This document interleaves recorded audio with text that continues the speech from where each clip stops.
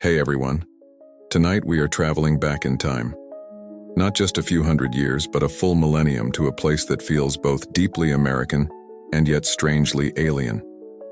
Imagine a vast, green floodplain cradled by a colossal river, the air so thick with humidity you can practically drink it. Swarms of birds cloud the sky. The forest is a wall of sound, and beneath your feet, the soil is black, rich, and alive. It's a paradise of sorts, but let's be honest, you probably wouldn't survive a week here. The mosquitoes alone would organize a formal welcome party and carry you off by sunset. Forget Wi-Fi. Your main concern would be figuring out which snake is the say hello kind and which is the write your will kind. So, before you get comfortable, take a moment to like the video and subscribe, but only if you genuinely enjoy what I do here. As always, I'd love to see where you're all tuning in from. Drop your city and local time in the comments below. It's always fascinating to see our little community spread across the globe. Now, dim the lights, maybe turn on a fan for that soft background hum, and let's ease into tonight's journey together. The air that settles around you is warm, damp, and smells of river mud, wood smoke, and the sweet perfume of wild grapevines. You are standing in a small clearing, perhaps 1,000 years before the United States will even be a concept. The year is somewhere around 900 CE.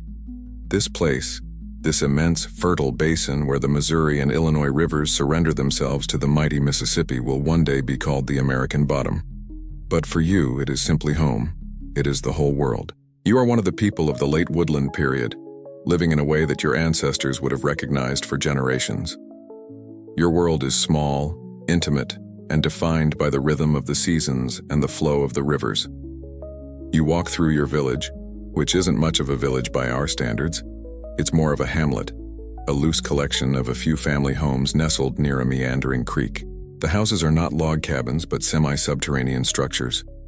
You step down into the cool earth, the walls made of sturdy posts interwoven with flexible branches and plastered with a thick layer of mud and grass.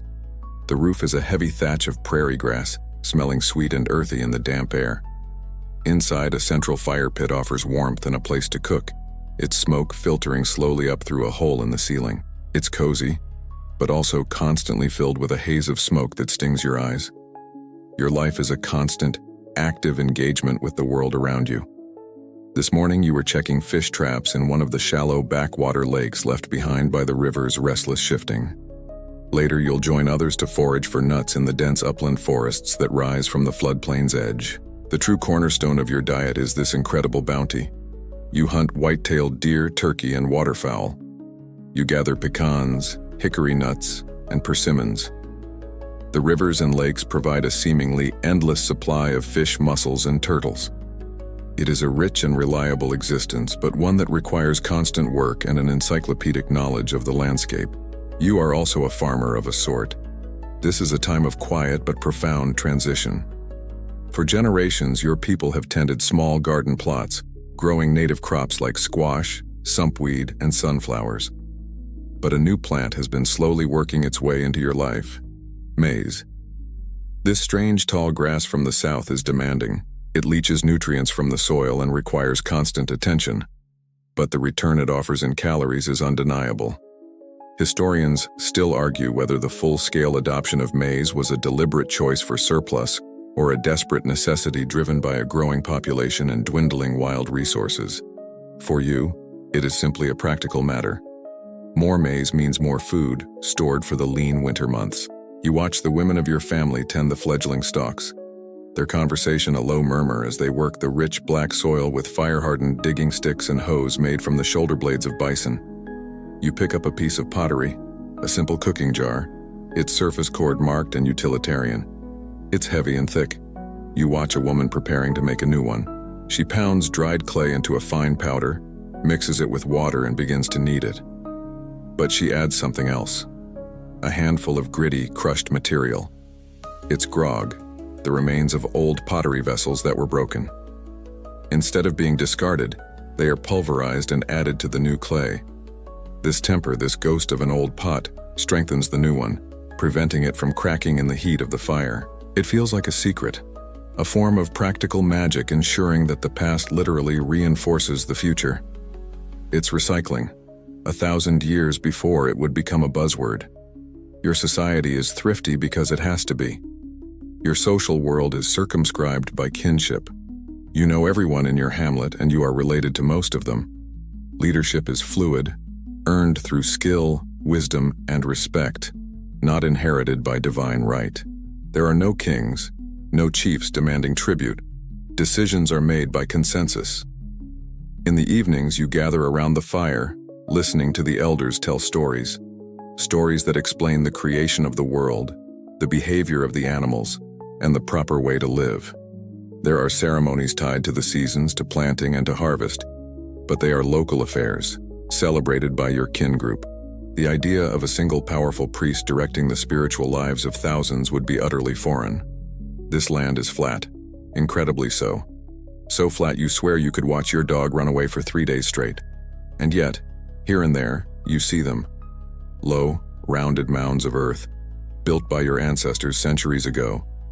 They are sacred places, burial grounds, but they are relics of a past culture. No one in your lifetime is building them. They are just part of the landscape, like the ancient gnarled oak trees. But a change is coming. A feeling. There are more people in the American bottom now than ever before. Hamlets are growing closer together. New ideas, new styles of pottery, new ways of thinking are arriving, carried along the river highways. Something is concentrating here.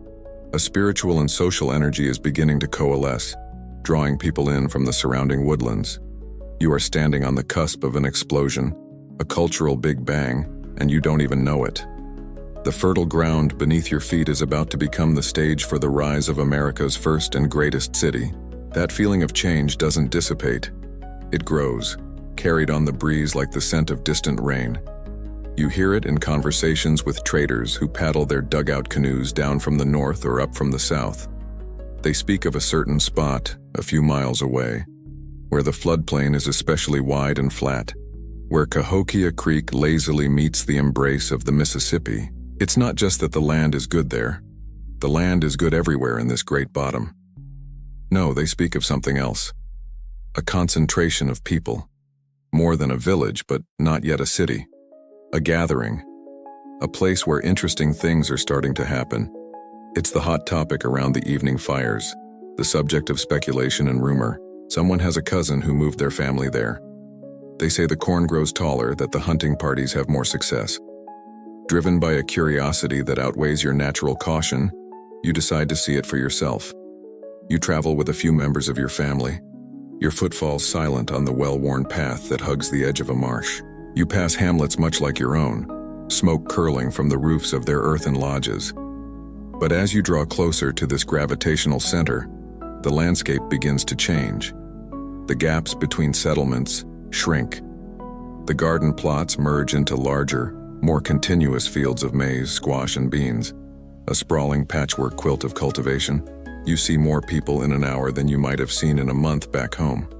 It's the Mississippian equivalent of a high school mixer, and you've already forgotten everyone's name. You see different styles of dress, hear unfamiliar lilts in the Siouan language you share. It's a convergence, a slow, organic flowing together of people who for centuries had lived in relative separation. You finally arrive at the place itself. It is not a city of towering pyramids, not yet. It is a cluster of villages, larger and more densely packed than any you have ever witnessed. It feels busy. There is a low, constant hum of activity, the thud of stone axes against wood, the chatter of voices, the cries of children, the barking of dogs. You see women grinding maize on stone matats, their movements rhythmic and practiced. You see men returning from the hunt, a deer slung on a pole between them. But amidst this familiar domesticity, there are signs of something new. In a small clearing near a home, a woman is carefully shaping a small clay figure. It is a female form, kneeling, with a basket or pack on her back, from which grows a vine. You've seen similar figures before, but they seem more common here. Archaeologists will one day call these red goddess figurines and see them as evidence of a powerful, shared belief system taking root, one centered on the earth, fertility, and the life-giving power of agriculture. It's a faith that could bind together people from different backgrounds, giving them a common purpose, At the heart of this sprawling collection of homesteads is the most shocking feature. A vast open space has been deliberately created. Trees have been felled, stumps burned and dug out, the ground scraped and leveled with an astonishing amount of effort. Thinking about the work it must have taken, clearing this much land with stone axes and fire makes your weekend yard work look like a spa day. This is not for farming, it is for gathering. A plaza. It is here that you feel the true pulse of this new community. People are milling about, trading, socializing. It's a marketplace, a town square, and a church all rolled into one. Standing in the center of it, you feel a sense of scale of shared endeavor that is entirely new. You watch as a group of men work on something near the edge of this great clearing. They are building a mound. It is not like the ancient conical burial mounds of the ancestors. This one is being built with a flat top, a platform.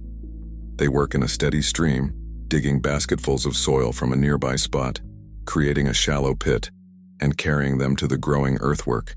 Each person dumps their load and others walk over it, packing the soil down with their feet. It is slow, arduous work. The mound is perhaps only as tall as you are, but its purpose seems clear. It elevates, it separates. It creates a space that is closer to the sky, a stage for something or someone important. Why is this all happening here? Archaeologists debate whether this initial convergence was a response to a new charismatic spiritual leader who offered a compelling vision of the cosmos, or if it was driven by a powerful clan who skillfully used alliances and ritual feasts to consolidate their authority. Perhaps it was simpler. Perhaps this particular location was just so uniquely productive, sitting at the nexus of multiple ecosystems, floodplain, upland forest, river, that it could support a larger population, and the social structure simply evolved to manage it. To you, standing in the middle of it all, the reasons are less important than the reality. This place has a power. It is drawing people in, not by force, but by promise. The promise of security in numbers, of more successful hunts, of a richer ceremonial life, of being part of something larger than yourself. You listen to the stories being told. They are familiar, but different. You hear a new tale about the creation of the world.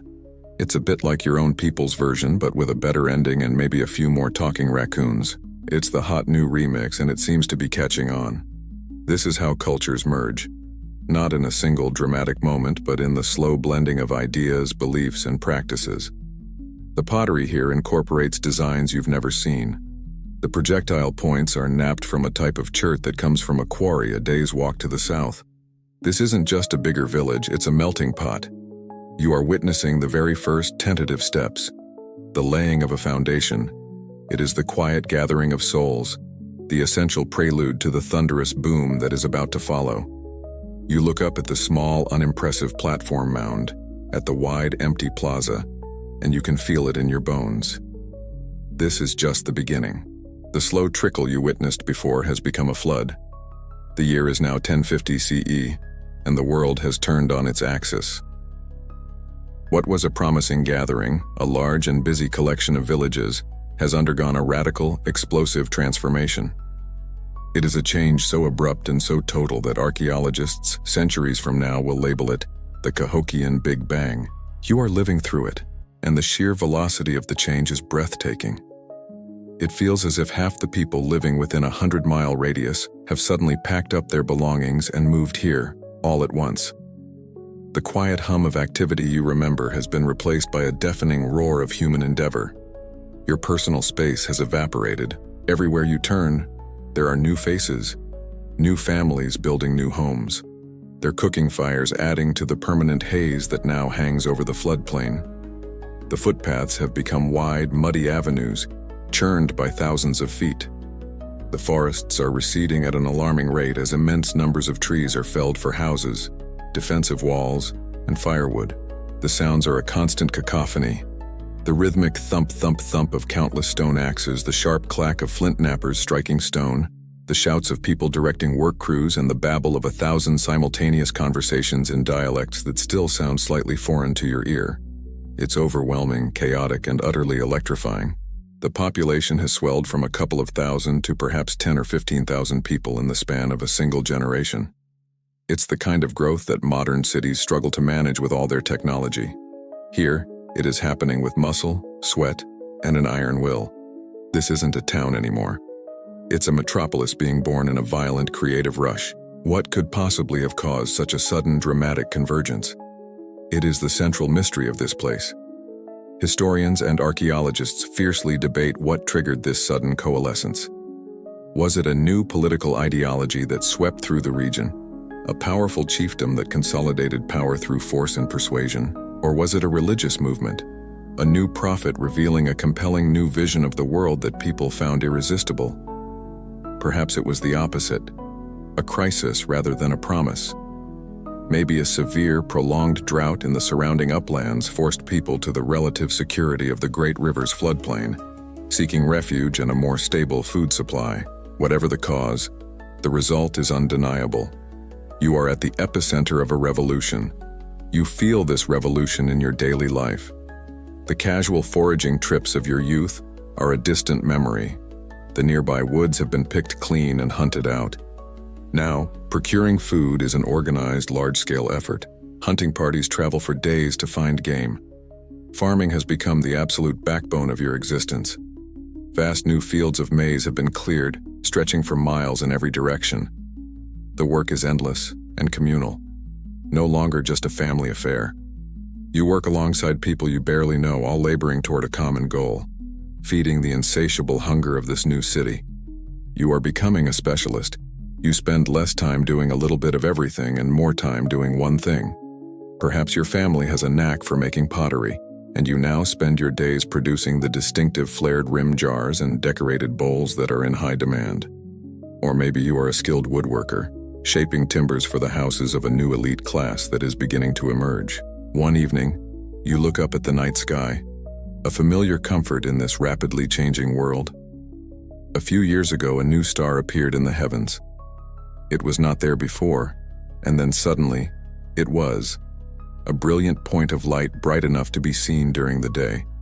It stayed for weeks before slowly fading away. To you and your people, this was not a random cosmic event. It was a sign, a message from the sky world. Modern astronomers will know this as the supernova of 1054 CE, the stellar explosion that created the Crab Nebula. It's a fringe but fascinating idea that this celestial omen may have been interpreted as divine approval for the changes sweeping your world. It could have been the final powerful push, a celestial stamp of validation for the leaders who were orchestrating this grand project, proof that the gods themselves sanctioned the building of a new world order right here in the American bottom. See? They might have said, pointing to the sky. This is our destiny. The most visible sign of this new order is the Earth itself. The small tentative platform mounds are being enlarged and multiplied at an incredible pace. The work is relentless. From sunrise to sunset, lines of people snake from the borrow pits, the massive depressions in the earth where the soil is being dug, to the growing mounds. You see men, women, and even older children participating, each carrying a deerskin or woven basket filled with about 60 pounds of soil. They trudge up the side of the mound, dump their load, and return for another.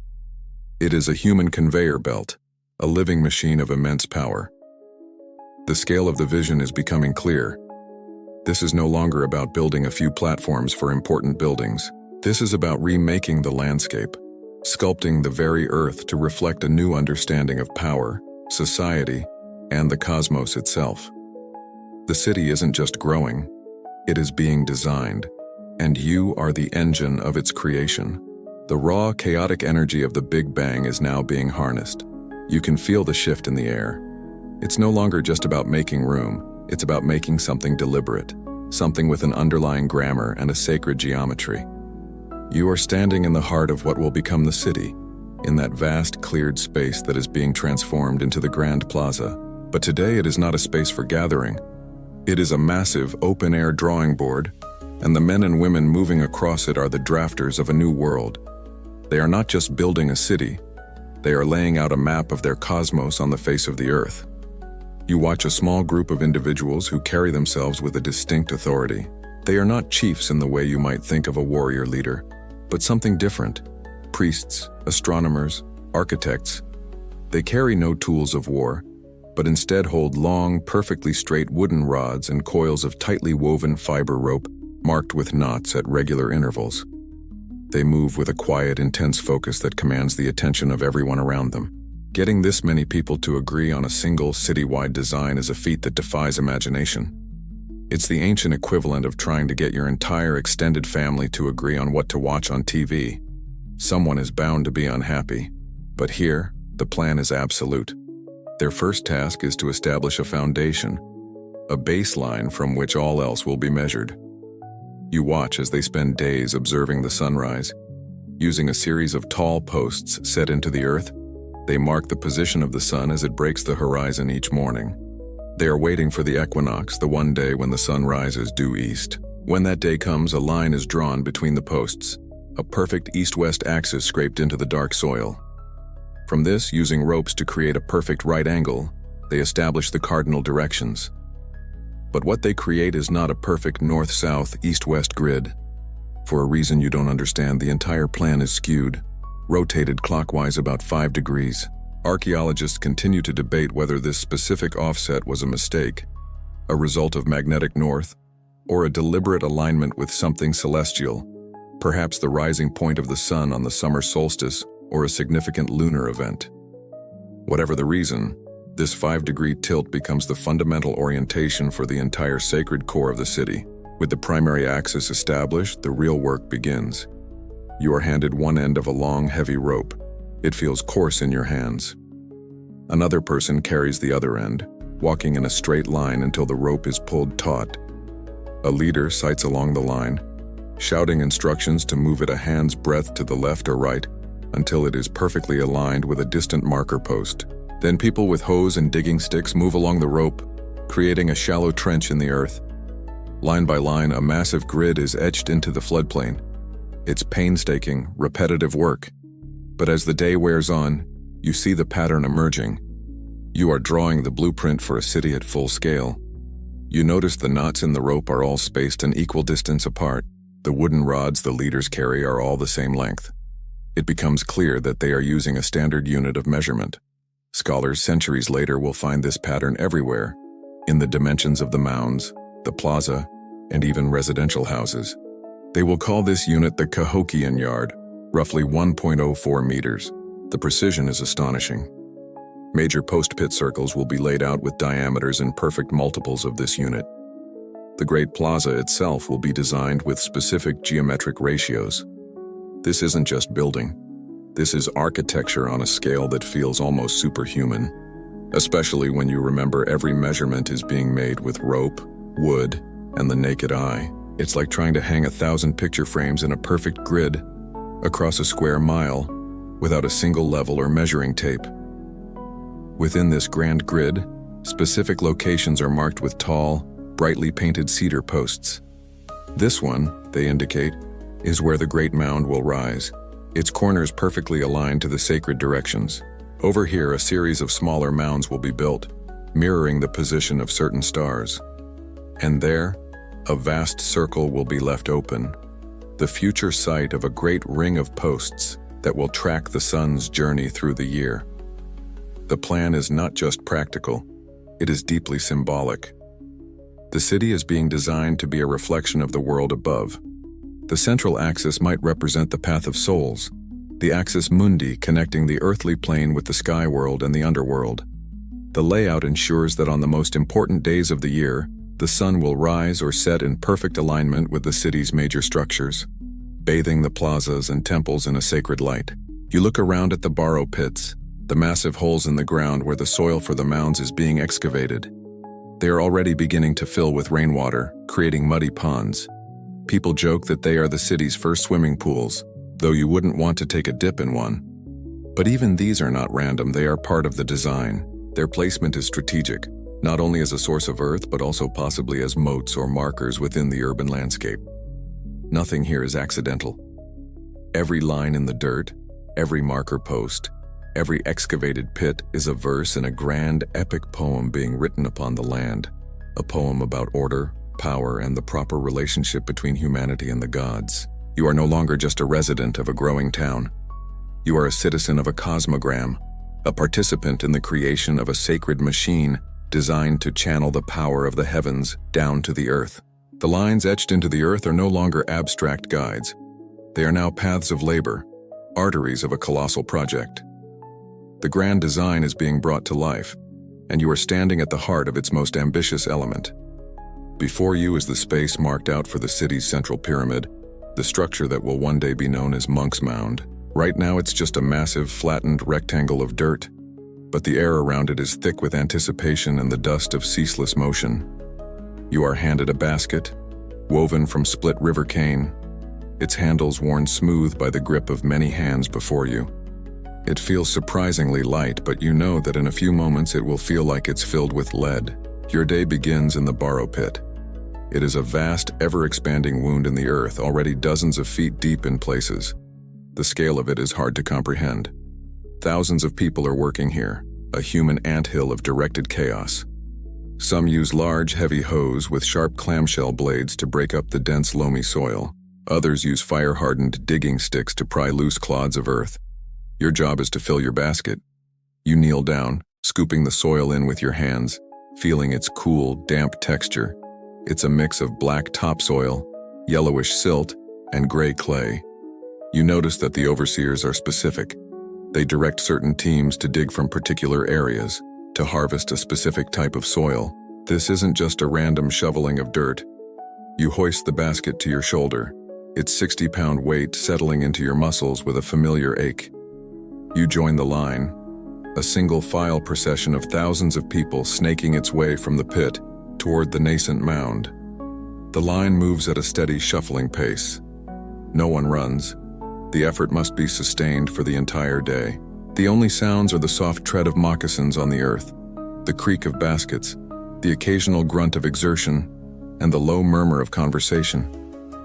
You look ahead and behind you, and the line disappears into the distance. You are a single cell in a massive, coordinated organism, all working toward a single purpose. It's the ultimate team-building exercise, but without the awkward icebreakers and with a much higher chance of throwing out your back. As you approach the mound, you ascend a long, gently sloping ramp made of packed earth. You reach the designated spot, directed by a gesture from another overseer, and you dump your load. The soil tumbles out, joining the contributions of thousands of others. You don't linger. You turn, placing your empty basket on your head for the return journey. And immediately another person is there, dumping their load right next to where yours was. Behind them, another and another. As you walk back, you pass a different crew. Their job is to level and compact the newly deposited earth. They do this simply by walking over it, their combined weight tamping it down, creating a dense, stable layer. This process will be repeated millions of times. The final structure will contain an estimated 22 million cubic feet of earth, all moved one basket load at a time. It's a number so large it is meaningless until you feel the strain of just one of those baskets in your own shoulders. You learn that there is a science to this. It's not just a pile of dirt. The mound is being constructed in distinct stages, like layers of a cake. Some layers are made of heavy, dense clay, which helps to shed water and improve stability. You see workers bringing basket after basket of this sticky, gray soil and carefully spreading it to create what is essentially an internal drainage system. Other layers are made of different colored soils, reddish clays, black loams, yellowish silts. This isn't just for structural integrity. It is likely a form of sacred expression, building a rainbow of earth, a cosmogram not just in its shape, but in its very substance. It's a quirky, beautiful detail hidden within this monument of raw power, a secret message written in soil. Weeks turn into months, months into years. The mound grows. It is no longer a platform, it is a hill. And still, the work continues. It is a multi-generational undertaking. You might have started this work as a child, carrying a half-full basket alongside your parents in what must have been the worst bring your kid to work day in human history. Now, you are an adult, and the mound continues to rise. Archaeologists still debate whether the construction was a continuous centuries-long effort, or if it occurred in several distinct rapid phases of building separated by periods of inactivity. To you, it just feels like it has always been, and will always be, under construction. It is the backdrop to your entire life. You see the first great terrace take shape, a massive flat step on the southern face of the mound.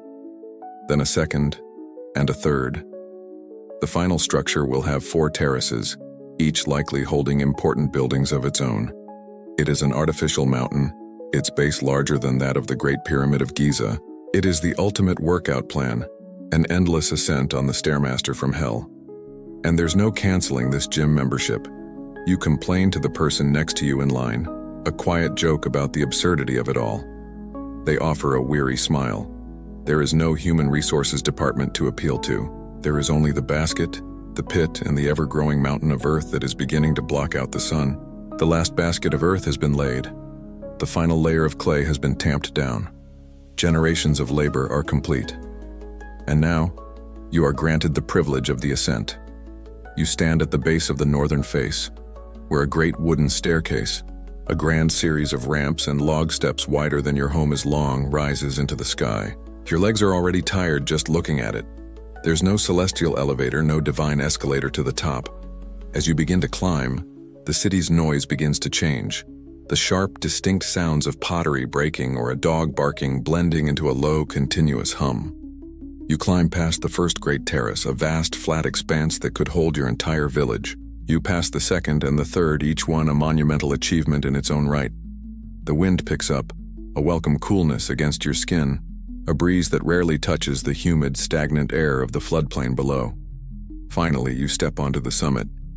You are 100 feet above the plaza, standing on a platform of packed earth that feels as solid and eternal as a mountain. You are on top of the world. For as far as you can see in any direction, there is nothing taller. The great river bluffs that line the valley are distant, hazy blue ridges on the horizon. Here, you are the highest point. But the platform is not empty. Dominating this flat summit is an immense building, the largest you have ever seen. Its wooden framework is built from whole cedar and cypress logs, each one a forest giant that had to be felled and transported from miles away. The walls are covered in a smooth painted plaster, decorated with symbols of the sun, the sky, and powerful beings from the spirit world. The roof is a masterpiece of thatch, so thick and perfectly layered that it seems to be a single, organic surface. This is the home of the paramount chief, the descendant of the sun itself. Or perhaps it's a temple where the most sacred rituals are conducted, far from the eyes of the common people.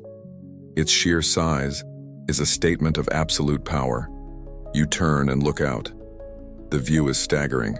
It steals the breath from your lungs. Below you, stretching out to the south, is the Grand Plaza. From this height, it is a perfect, massive rectangle of beaten earth, kept clear of any vegetation. You can see hundreds of people crossing it, looking like tiny, purposeful insects. You can see a game underway near its center, the small stone disc of the chunky stone rolling, followed by the arcing spears of the players. The plaza is the heart of the city, and from here, you can feel its pulse. It is so large that it was likely used not just for games, but to assemble the entire population of the city for ceremonies, the chief appearing on this very summit to address them all at once. Your eyes trace the perimeter of the plaza, dotted with other mounds, all perfectly aligned to the city's sacred grid. To the east and west are large, flat-topped mounds, each with its own important building on top. To the south, directly across the plaza, is a strange, double-peaked mound, 2 conical shapes joined by a saddle, perhaps representing a mythical element of their cosmology. You see more than 20 mounds from this single vantage point, all part of this central sacred precinct, and beyond them, the city sprawls. A dense, chaotic, yet somehow orderly expanse of thousands of circular and rectangular thatched roof houses. They are clustered into neighborhoods, separated by pathways and garden plots. Smoke rises from countless cooking fires, merging into a single pale haze that softens the horizon. The sheer number of homes is what truly astounds you. Scholars still debate the city's exact peak population, with estimates ranging from a conservative 10,000 to an astonishing 40,000 inhabitants in the city and its surrounding agricultural settlements. Looking at this view, the higher estimates suddenly feel entirely plausible. Your gaze follows a stark, unbroken line of wood that encircles this entire central district. The palisade, a massive defensive wall, 2 miles in circumference, made of 20,000 upright logs, each a foot in diameter and 15 feet tall. It is punctuated by evenly spaced bastions, projecting towers from which archers could defend the city. The wall is a recent addition, a clear sign that this magnificent city is not without its enemies, or perhaps that its leaders felt a need to physically separate themselves from the masses they ruled. It's the ultimate gated community. Beyond the wall, the city continues, less dense but just as vital. You see the great circle of Woodhenge to the west, its massive red cedar posts casting long shadows in the afternoon sun. You know that on the solstices, a priest will stand at its center and watch the sun rise perfectly aligned with a specific post, a celestial announcement that dictates the rhythm of ceremonial life. It is a clockwork of the gods, and from here you can see its face. You look to the horizon and see something intriguing. On a clear day, you can just make out other, smaller mound centers on the distant bluffs. A quirky but compelling theory suggests that the leaders on this summit used signals, perhaps using polished sheets of mica to reflect the sun, or controlled smoke signals, to communicate with these subordinate towns, a network of light and smoke binding the entire region to the will of the capital. It was the original information superhighway, with a data transfer rate of 1, "we're still in charge," per day. You look down again at this magnificent, terrifying, beautiful city, and you understand. This was the point of all that labor, all those millions of baskets of earth. It was to create this, a place where a human could stand and see the world as only the gods had seen it before. You descend the great staircase from the summit of Monk's Mound, and with each step down, the world changes. The divine panoramic order you witnessed from above dissolves back into a messy, vibrant human chaos. The wind dies down, and the air grows thick and heavy again. The low hum of the city intensifies, resolving into a symphony of individual sounds. The sharp crack of a flint knapper striking a stone, the rhythmic chanting of a group of men engaged in some ritual, the high-pitched laughter of children, the endless murmur of 1,000 conversations. You step off the last log of the ramp and onto the beaten earth of the Grand Plaza itself, and you are immediately swallowed by the crowd. The sense of scale is completely different from down here. From the top of the mound, the plaza was a neat, geometric shape. Here on the ground, it is an endless, dusty plain of humanity. It is the central nervous system of Cahokia, and you are just one impulse firing through it. The crowd moves with a strange, fluid dynamic, like a river flowing around unseen rocks. Personal space is a concept that has been temporarily suspended. You are jostled and nudged, your shoulder brushing against a dozen strangers in a minute. It's like the universe's biggest and most poorly organized Black Friday sale, except instead of cheap televisions, people are trading for high-quality flint and decorated pottery. You make your way toward the center, pushing through a throng of people gathered to watch a game. It is chunky. 2 men stripped to their loincloths and glistening with sweat stand poised. One of them, with a powerful underhand roll, sends a small disc-shaped stone speeding across the packed earth. As it wobbles and rolls, both men break into a sprint, running alongside it. With incredible timing and skill, they hurl their long, slender spears, not at the stone but at the place where they predict it will finally come to rest. The crowd roars, some in victory, others in dismay. Wagers are being won and lost on every throw. Fine hides, bushels of corn, ornate jewelry. You can feel the tension and excitement. This is more than a sport. It is a public spectacle, a political theater where alliances are tested and rivalries are played out for all to see. Moving on, you enter a section of the plaza that serves as the city's marketplace. The air is thick with the smells of cooking food, wood smoke, and damp earth. You see merchants sitting on reed mats, their wares spread out before them. A man from the northern forests has a beautiful collection of knives and projectile points made from a glossy, multicolored chert. A woman displays a row of elegant ceramic bottles shaped like gourds, their surfaces polished to a deep, lustrous black. You see traders from far, far away. One has a pile of enormous whelk shells from the Gulf of Mexico, their inner spirals a pearly pink. Another carefully unwraps a sheet of shimmering mica, a mineral that comes from the mountains hundreds of miles to the east. These aren't just goods, they are prestige, power, and a connection to a world far beyond this river valley. Someone offers you a piece of roasted meat on a stick. It smells delicious, but you can't quite identify the source and decide it's probably best not to ask. You look down at the ground beneath your feet. It is not the muddy, uneven floodplain you know. The surface of the plaza, all 50 acres of it, was an incredible feat of engineering. It was excavated, filled, leveled, and capped with a layer of sandy soil to create a stable, relatively dry surface. Maintaining it is a constant battle against weeds and rain. You see a crew of workers in the distance and they appear to be sweeping, but they are not using brooms. They are carrying baskets of clean, light-colored sand from the riverbank and spreading it in a thin, fresh layer over a section of the plaza. Archaeologists will find evidence of these repeated resurfacing events, layers of clean sand intentionally laid down. This wasn't just maintenance, it was a ritual of purification, a periodic renewal of the sacred heart of the city, covering the debris of everyday life and presenting a clean slate to the gods. Despite the throngs of people, there is an underlying order. Historians still argue whether the plaza was a truly public space, open to all at any time, or if access was more controlled. You notice that while you can wander freely through the market and game areas, the zones directly in front of the major mounds are different. Stern-faced men, carrying heavy wooden clubs that look suspiciously like weapons, stand watch. They don't stop you, but their presence suggests a boundary, an invisible line separating the common from the sacred, the public from the elite. The plaza is for everyone, but some parts are for more everyone than others. You find a relatively quiet spot near one of the smaller mounds and simply watch. You see a procession of priests emerge from a temple, their bodies painted with white clay and their heads adorned with magnificent feather headdresses. They carry a carved wooden litter on their shoulders, upon which sits a sacred object, hidden from view by a canopy of hide. They cross the plaza, chanting in a low, rhythmic drone, and the crowd parts before them, heads bowed in reverence. In a single space, you are witnessing commerce and sport, politics and religion all happening simultaneously. The Grand Plaza is not just a feature of the city. It is the city. It is the stage upon which the entire grand, complex, and precarious drama of Cahokian life is performed every single day. You leave the overwhelming expanse of the Grand Plaza, the roar of the crowd fading behind you into a dull, constant hum.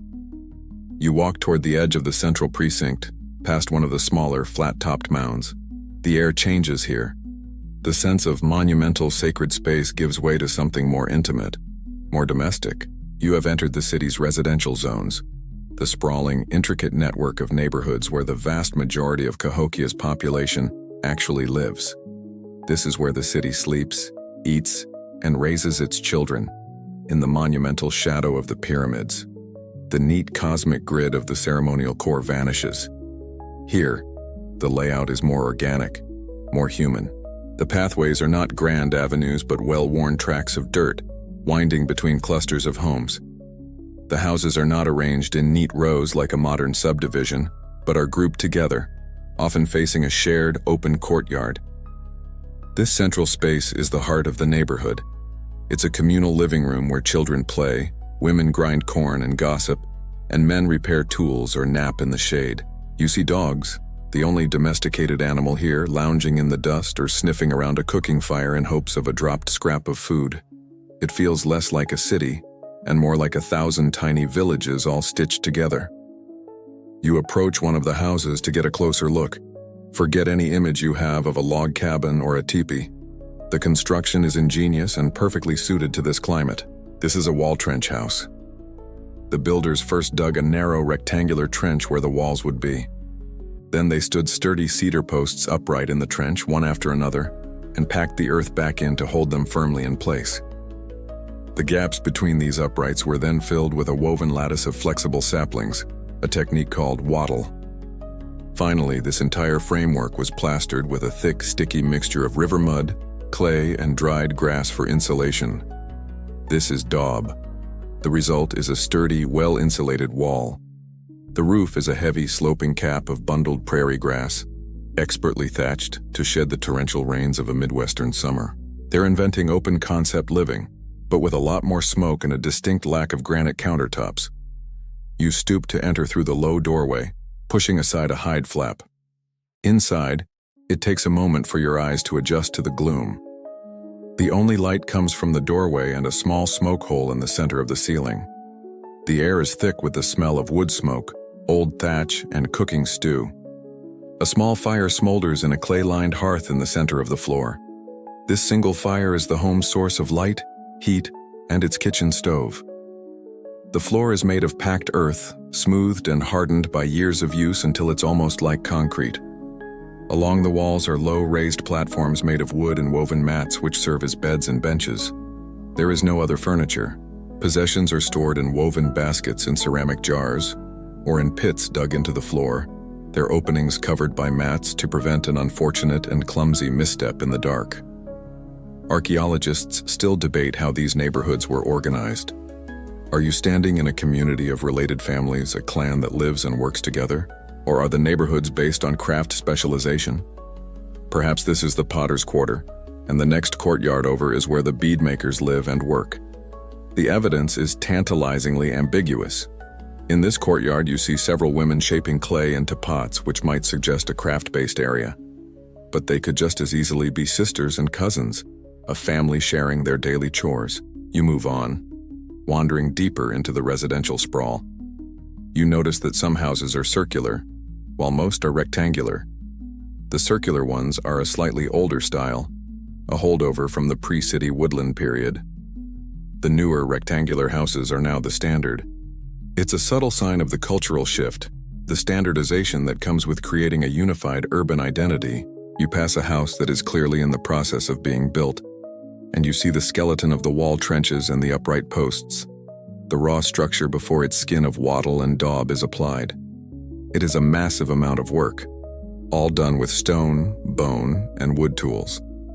The average house would only last a generation, maybe 20 years, before the posts rotted and the thatch needed complete replacement.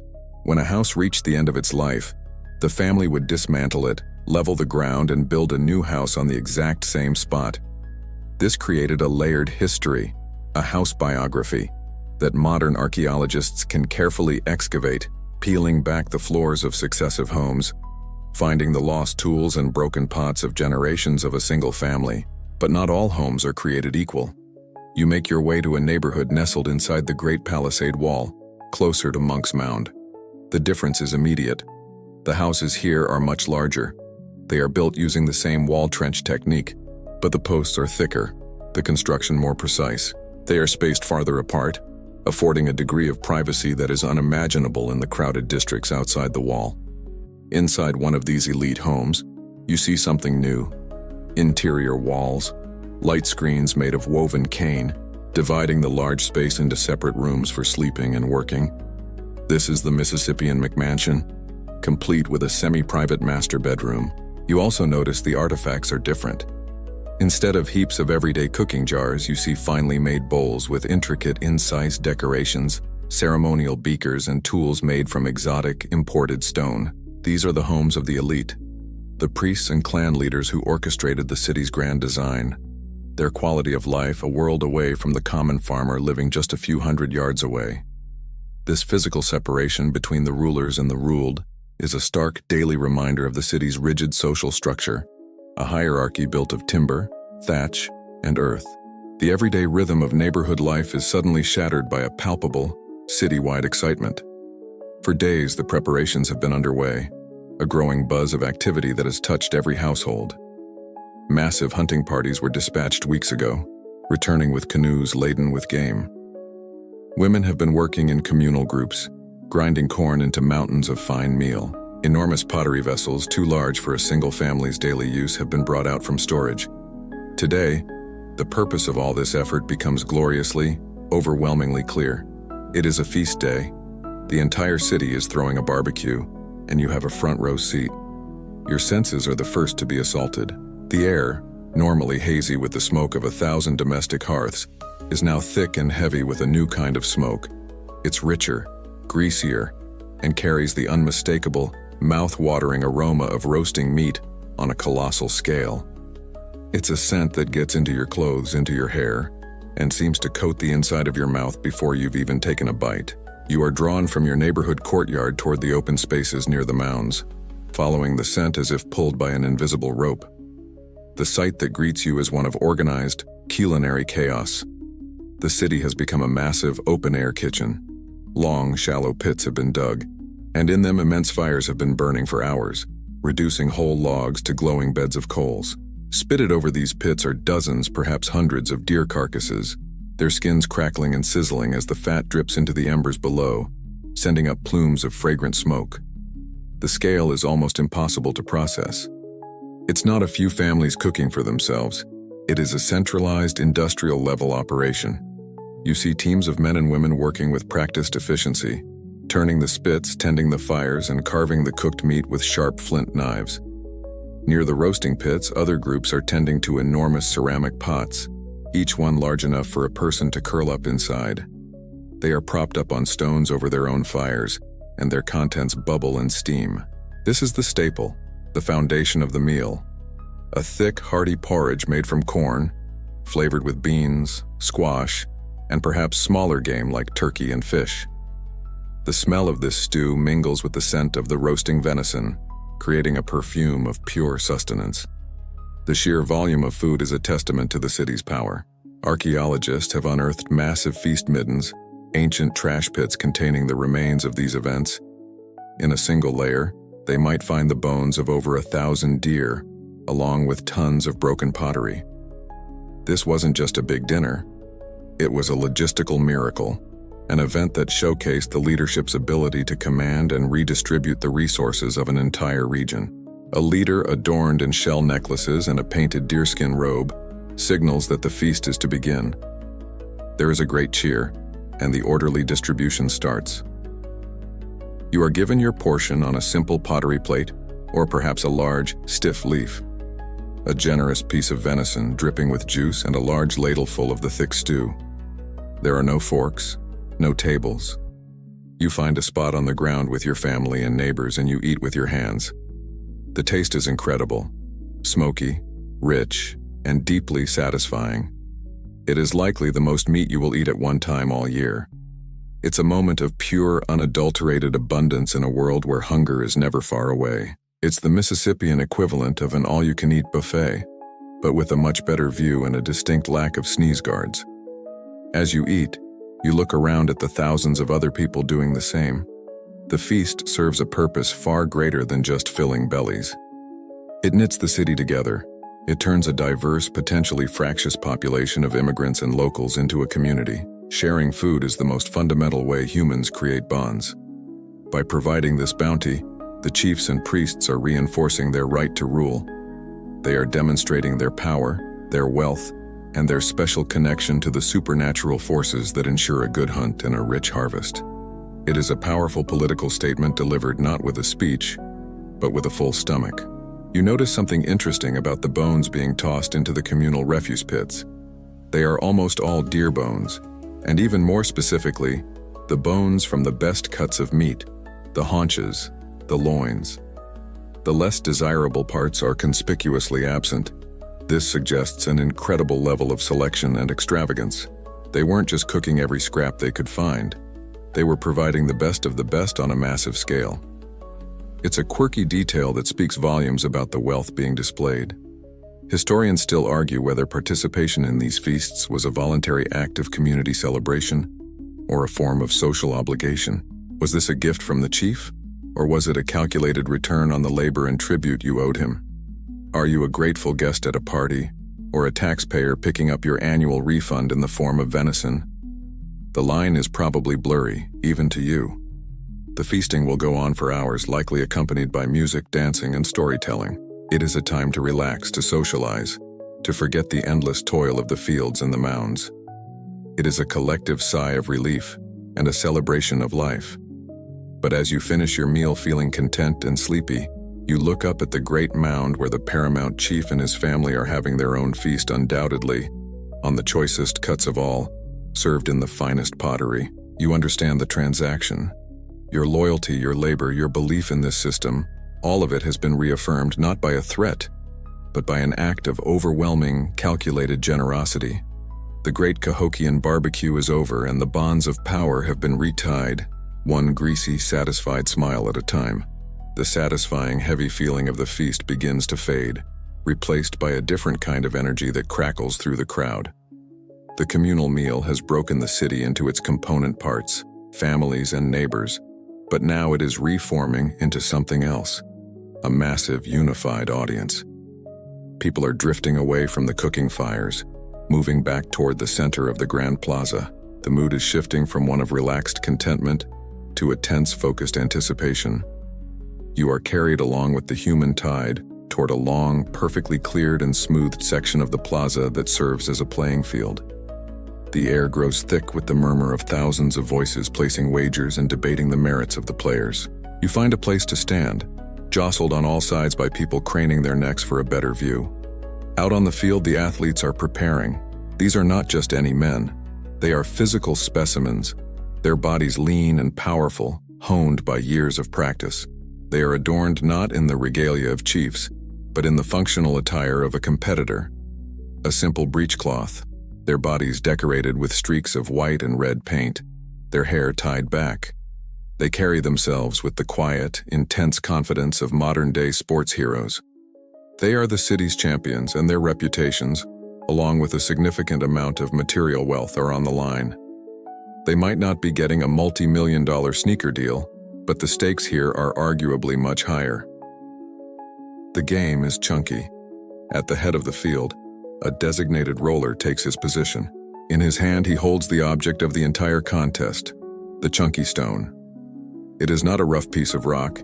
It is a work of art, a perfectly symmetrical disc, about the size of your palm, ground and polished over countless hours from a piece of hard, fine-grained stone like quartz or granite. Its edges are concave, causing it to wobble in an unpredictable serpentine path as it rolls. These stones were not disposable equipment. They were incredibly valuable sacred objects. They were curated, passed down through generations, and sometimes entombed with their owners. They had their own histories, their own spiritual power. To even touch one was a privilege. The roller crouches, his eyes fixed on the far end of the field.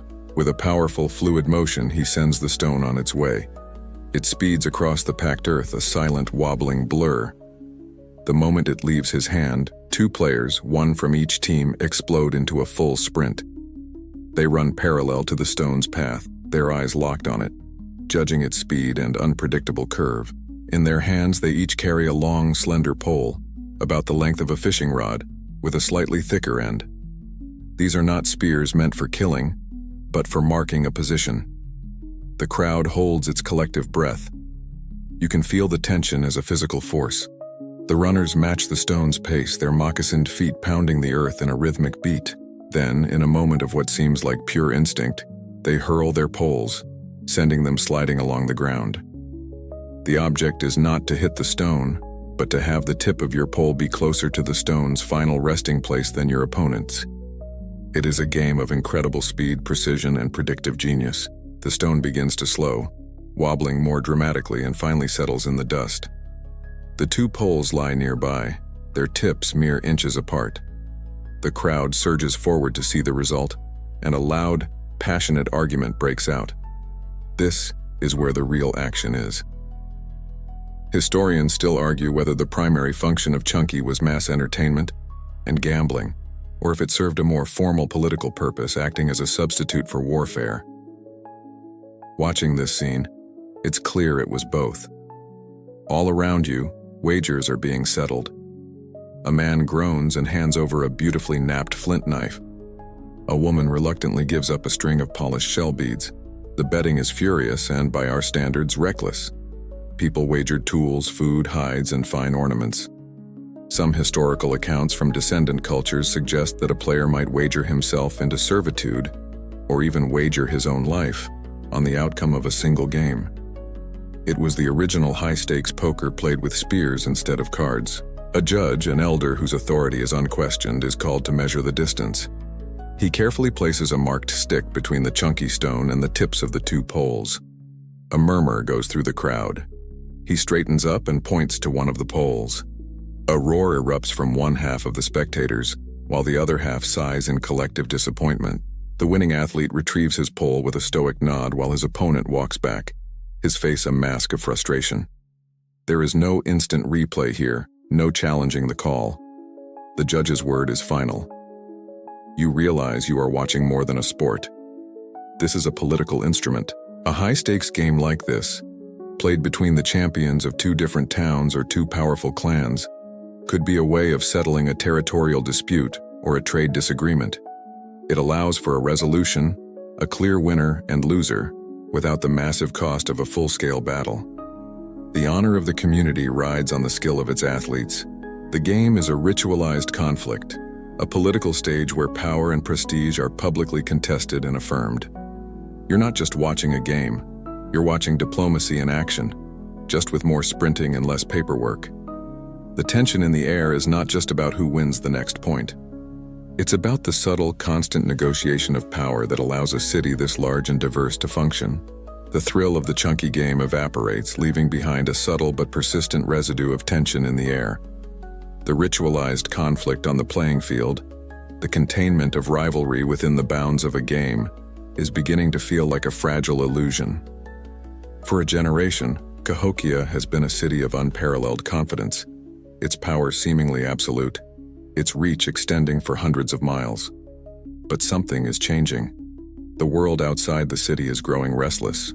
You hear whispers of new chiefdoms rising in distant valleys, people who are not part of this grand Cahokian experiment, people who look upon this concentration of wealth and power not with awe, but with envy and ambition. The era of unchecked expansion is over. A new era of defense is dawning. The decision arrives as a shock, a command that ripples down from the great house on Monk's Mound and spreads through every neighborhood. The sacred core of the city, the precinct of the great mounds and the elite residences, is to be enclosed. A wall is to be built. There is no public debate, no town hall meeting to discuss the zoning variants.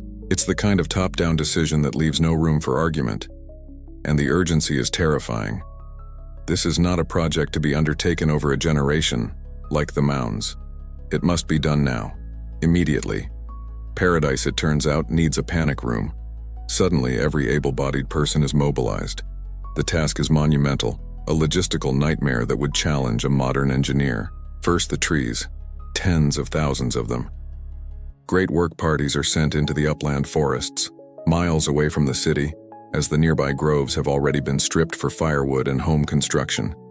The sound of stone axes biting into wood becomes a constant, percussive rhythm that echoes from the bluffs.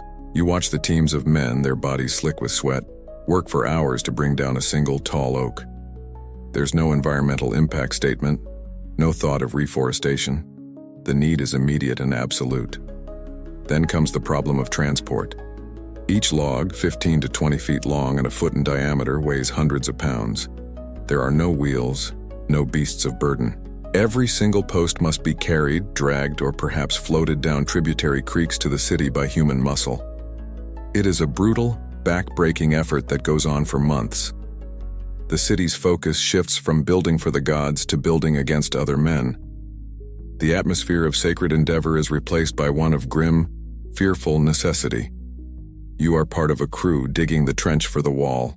It is a massive undertaking, a ditch 4 or 5 feet deep, snaking for 2 miles around the city's heart. As you dig, you watch the logs arrive, a seemingly endless supply, and get stacked like colossal firewood. Then, the real construction begins. Using sheer manpower and leverage, the great posts are heaved upright and set into the trench, side by side, their tops level. The earth is then packed in around their bases, securing them in a formidable, unbroken line. The work is fast and furious, driven by a fear you don't to fully understand but can feel in the anxious commands of the overseers. Slowly, section by section, the wall rises. It is a stark, brutalist piece of architecture. It blocks the gentle breezes that once flowed across the plaza. It casts long, sharp shadows where there was once open sunlight.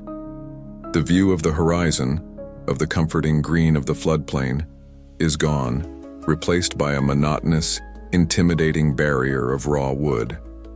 To make it even more formidable, the wall is plastered with a thick layer of daub, the same clay and grass mixture used for houses, creating a smoother surface that would be harder for enemies to scale.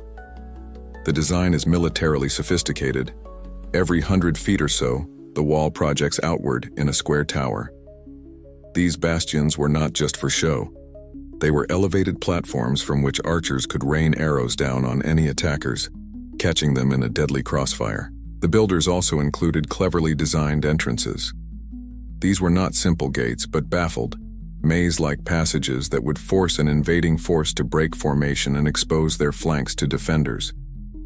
Trying to navigate one feels like a nightmare, the ancient equivalent of a city planner who's obsessed with one-way streets and dead ends, all designed to get you thoroughly and fatally lost. Archaeologists still debate whether the primary threat was from external enemies, other rival chiefdoms rising in power, or from internal strife. Was this wall meant to keep invaders out, or was it built by the elites to protect themselves from the very population they ruled? Perhaps a growing number of commoners living in the outer neighborhoods were beginning to question the authority of the chiefs, and the wall was a very clear, very tall message to stay in their place. It is a physical manifestation of a social division, separating the rulers in their sacred precinct from the ruled. The most astonishing discovery for future researchers will be that this was not a one-time effort. The palisade was so resource-intensive, and the logs rotted so quickly in the damp climate that it had to be completely rebuilt at least 3 more times over the next 2 centuries. Each time, a new forest had to be sacrificed. The construction you are witnessing is just the first version of a project that will define the city's later years. The golden age of Cahokia, the era of open plazas and confident expansion, is officially over. The city has drawn into itself, looking inward with a new sense of anxiety. You stand in the Grand Plaza, a space that once felt boundless, and now you are in a cage. A very large, very well-defended cage, but a cage nonetheless. The wall is complete, and Cahokia will never be the same. You stand within the newly walled city, the great wooden palisade at your back. It is a powerful physical statement, a barrier of wood and earth. But you are beginning to understand that the most important structures in this city are not physical. The true architecture of Cahokia is invisible. It is a framework of belief, a shared understanding of the universe that gives every mound, every plaza, and every action its profound meaning. To truly understand this place, you must look past the timber and the thatch and learn to see the world as its builders did. A multi-layered cosmos teeming with power, spirits, and danger. You sit with an elder in the smoky dimness of a lodge. He is not a chief, not a warrior, but a storyteller, a keeper of the sacred knowledge. On a piece of smoothed deerskin, he begins to draw with a piece of charcoal. He draws a line. This, he says, his voice a low rasp, is our world, the world we walk on. This is the middle world, the realm of humans, balanced precariously between 2 other, much more powerful realms. He then draws a great dome above the line, filling it with images of birds, stars, and the sun. This is the upper world, he explains. It is a place of order, of predictability, of light. The great thunderers live there, and the spirits of our most powerful ancestors. It is the realm of the sun, the source of all life, but also a place of immense power that is dangerous for mortals to approach too closely. Then, his charcoal stick moves below the line of the earth. He draws a swirling, chaotic realm of water and darkness. He sketches a great horned serpent, its body coiled and powerful. And this, he whispers, is the lower world, a place of chaos, of darkness, of change and fertility. It is the source of the springs that give us water, but it is also a realm of monsters and restless spirits. Your life, he explains, is lived on this thin crust of earth, constantly mediating between the order of the sky and the chaos of the underworld. The goal is not to conquer one or worship the other, but to maintain balance between them. Too much order leads to stagnation and drought. Too much chaos leads to floods and destruction. The survival of your people depends on the ability of your leaders, your priests, to navigate these realms and appease the powerful beings who inhabit them. The most powerful beings, you learn, are those who can cross these boundaries. And there is one figure who embodies this ability above all others. The storyteller shows you a small flat piece of sandstone that has been carefully carved. The image on it is unmistakable, a figure you have seen embossed on copper plates worn by chiefs and etched into the shell gorgets that serve as jewelry for the elite. It is the Birdman. The figure has the body of a man, poised in a dynamic, almost dancer-like posture, but its head is that of a bird, with the sharp hooked beak and the distinctive eye markings of a peregrine falcon. From its back sprout great feathered wings. This powerful image, often called the falcon warrior, is a central motif of what modern scholars call the Southeastern ceremonial complex, a sophisticated religious and artistic tradition shared by Mississippian peoples across thousands of square miles. You look closer at the carving. This is no peaceful angel. This is a warrior. In one hand, he holds a ceremonial mace. In the other, he holds a severed human head. He is a conqueror, a being of immense power who can travel through the sky like a bird. He represents the ability of the Cahokian chiefs to move between the worlds, to bring the order of the sky down to earth, and to master the forces of chaos. This is not just a superhero in a bird costume. This is the living embodiment of divine power and authority. The storyteller tells you a tale about the morning star, the brilliant point of light you sometimes see in the sky just before sunrise. The morning star is a great celestial hero, a warrior who defeated the spirits of the underworld. Many people believe the Birdman is a representation of this celestial being, his dramatic dive from the heavens to the earth, mirroring the falcon's hunting stoop. It's a fascinating fringe idea that this central icon of Cahokian religion is tied directly to the planet Venus, a warrior god whose movements could be tracked and predicted by the priests. Historians still argue whether the Birdman figure represents a specific deity, a mythological hero from a creation story, or if it is a depiction of an actual Cahokian ruler. Is this a god you worship, or is this your chief, dressed in the sacred regalia of a falcon mask and feathered cape, performing a ritual where he becomes the god? The distinction is probably meaningless. When the paramount chief stands on the summit of Monk's Mound, adorned in this way, he is no longer just a man. He is the Birdman. He is the living connection between the sky and the earth, the channel through which cosmic power flows into the city. This cosmology is everywhere you look. You see the serpent, the powerful being of the lower world, carved into pottery, its scales and horns rendered in exquisite detail. You see the sun circle, a cross within a circle, a symbol representing the sun, the sacred fire, and the four cardinal directions that structure the city itself. These are not just decorations. They are constant, potent reminders of the forces that govern your world.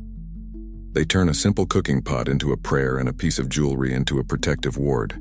This entire city, you now realize, is a machine for maintaining cosmic balance, and every citizen has a role to play in keeping the machine running. You are on your knees in the suffocating heat of a midsummer afternoon. The sun beats down on your back, and the humid air hangs heavy and still. Before you, stretching to the horizon, is a sea of green. Maize. Endless rows of it. Their stalks now taller than you are, their broad leaves rustling in the faint breeze. This is your world for most of the year. You are a farmer, and your life is dictated by the needs of this single demanding plant. Your hands are calloused from the rough handle of your digging stick. Your back aches from hours spent hunched over, weeding and tending the soil. You and thousands of others like you are the engine that powers Cahokia. The city's magnificent mounds, its vibrant plazas, its powerful chiefs, they all rest on a foundation of corn, and your sweat is the water that makes it grow. Your family works a plot of land assigned to you by a clan elder. It is not your land in the way you might own a piece of property. It is a shared resource, and your right to use it comes with a heavy obligation. You must produce enough to feed your own family through the long, cold winter, and then you must produce a surplus. This extra harvest, the first fruits of your labor, is not yours to keep. It is tribute. When the time comes, you will load basket after basket of dried corn into a canoe and paddle it to the city, where it will be stored in communal granaries controlled by the chiefs. This is the tax that pays for civilization. It feeds the priests who don't farm, the warriors who guard the city, the craft specialists who make the fine pottery, and most of all, the paramount chief and his elite kin. You straighten up, wiping sweat from your brow with the back of your hand, and you look toward the city. Even from miles away, you can see it. Monk's Mound, a man-made mountain shimmering in the heat haze. It is a constant looming presence on the horizon, and it is a perfect physical representation of your society. You are at the broad, sprawling base, one of thousands of producers. At the very top, on that tiny, distant summit, lives a ruler whose daily existence is as different from yours as it is possible to be. You have never spoken to him. You have only seen him from afar during a great ceremony, a tiny figure in a shimmering feather cape, looking more like a god than a man. His home is not a simple wattle and daub lodge like yours. It is an immense wooden structure on top of the mound, a palace in the sky. While you eat a simple, monotonous diet of corn porridge, perhaps flavored with a few beans or a small piece of fish, he dines on the choicest cuts of venison, brought to him by dedicated hunting parties. Archaeological analysis of human skeletons from Cahokia provides stark evidence of this dietary divide. The bones of the elite show they consumed far more animal protein, while the remains of commoners like you show the telltale signs of a life overwhelmingly dependent on maize. This social hierarchy is literally written into your bones. The chief's family wears clothes made from finely woven textiles decorated with intricate patterns. They adorn themselves with jewelry you can only dream of. Necklaces of thousands of tiny, perfectly drilled shell beads, heavy copper pendants embossed with the sacred image of the birdman, and ear spools made from stone that has been ground and polished to a mirror-like sheen. These are not materials found in the American bottom. They come from hundreds, even thousands of miles away through vast trade networks that the chief controls. Your own adornments are a simple string of river mussel shells. The gulf between your lives is absolute.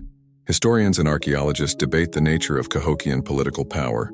Was it based on coercive force or on collective belief and persuasion? You don't see soldiers standing over you in the fields, forcing you to work at spear point. The system seems to run on a deep shared belief that this is the correct order of the universe. The chief is descended from the sun. His rituals maintain cosmic balance and ensure the corn will grow. Your tribute is not just a tax, it's a religious obligation. To withhold it would be to risk offending the spirits and bringing disaster upon everyone. But you also know that the chief commands warriors, and the great palisade wall wasn't built for decoration. The power may be cloaked in religious authority, but behind the feather cape is the hard reality of a wooden war club. It's a velvet glove over an iron fist. There exists a quirky, almost invisible class of people between you and the chief. These are the specialists, the keepers of the sacred knowledge. The priests who know the songs and the rituals. The astronomers who spend their nights tracking the movements of the stars and the moon, who maintain the great solar calendar of Woodhenge. Their job is to tell the chief when to plant, when to harvest, when to hold the great ceremonies. They are, in a strange way, the city's IT department, ensuring the cosmic operating system doesn't crash. They don't wield clubs or command hunters, but their power is immense. Their esoteric knowledge is another pillar holding up the entire structure of the state, and they too are fed by the corn from your fields. You bend back to your work, pulling a stubborn weed from the base of a cornstalk. The world shrinks back to this small patch of earth, this single plant. But you are aware always of the vast, complex social machine you are a part of. The farmer and the chief, the two poles of Cahokian society. One cannot exist without the other. Without your labor, the chief's palace on the mound is just an empty house on a pile of dirt. Without his authority, his divine connection, this teeming, diverse city would fragment, its people scattering back to their small hamlets. You are bound together in a grand, unequal, and profoundly fragile symbiosis, a pyramid of flesh and blood that is every bit as real as the one of Earth that dominates the skyline. The understanding of your world, that delicate balance between the farmer in the field and the chief on the mound, is about to be violently recalibrated. The symbiosis you've always known has a darker, more terrifying arithmetic. Today is not a day of feasting or games. A somber silence has fallen over the city. A quiet so profound it is more unsettling than the usual clamor of urban life. A great leader has died. The man who was the birdman, the living connection to the sun, has passed into the spirit world, and his journey you are about to witness will not be a solitary one. You are drawn not to the grand plaza, but to a smaller, less conspicuous area just to the south.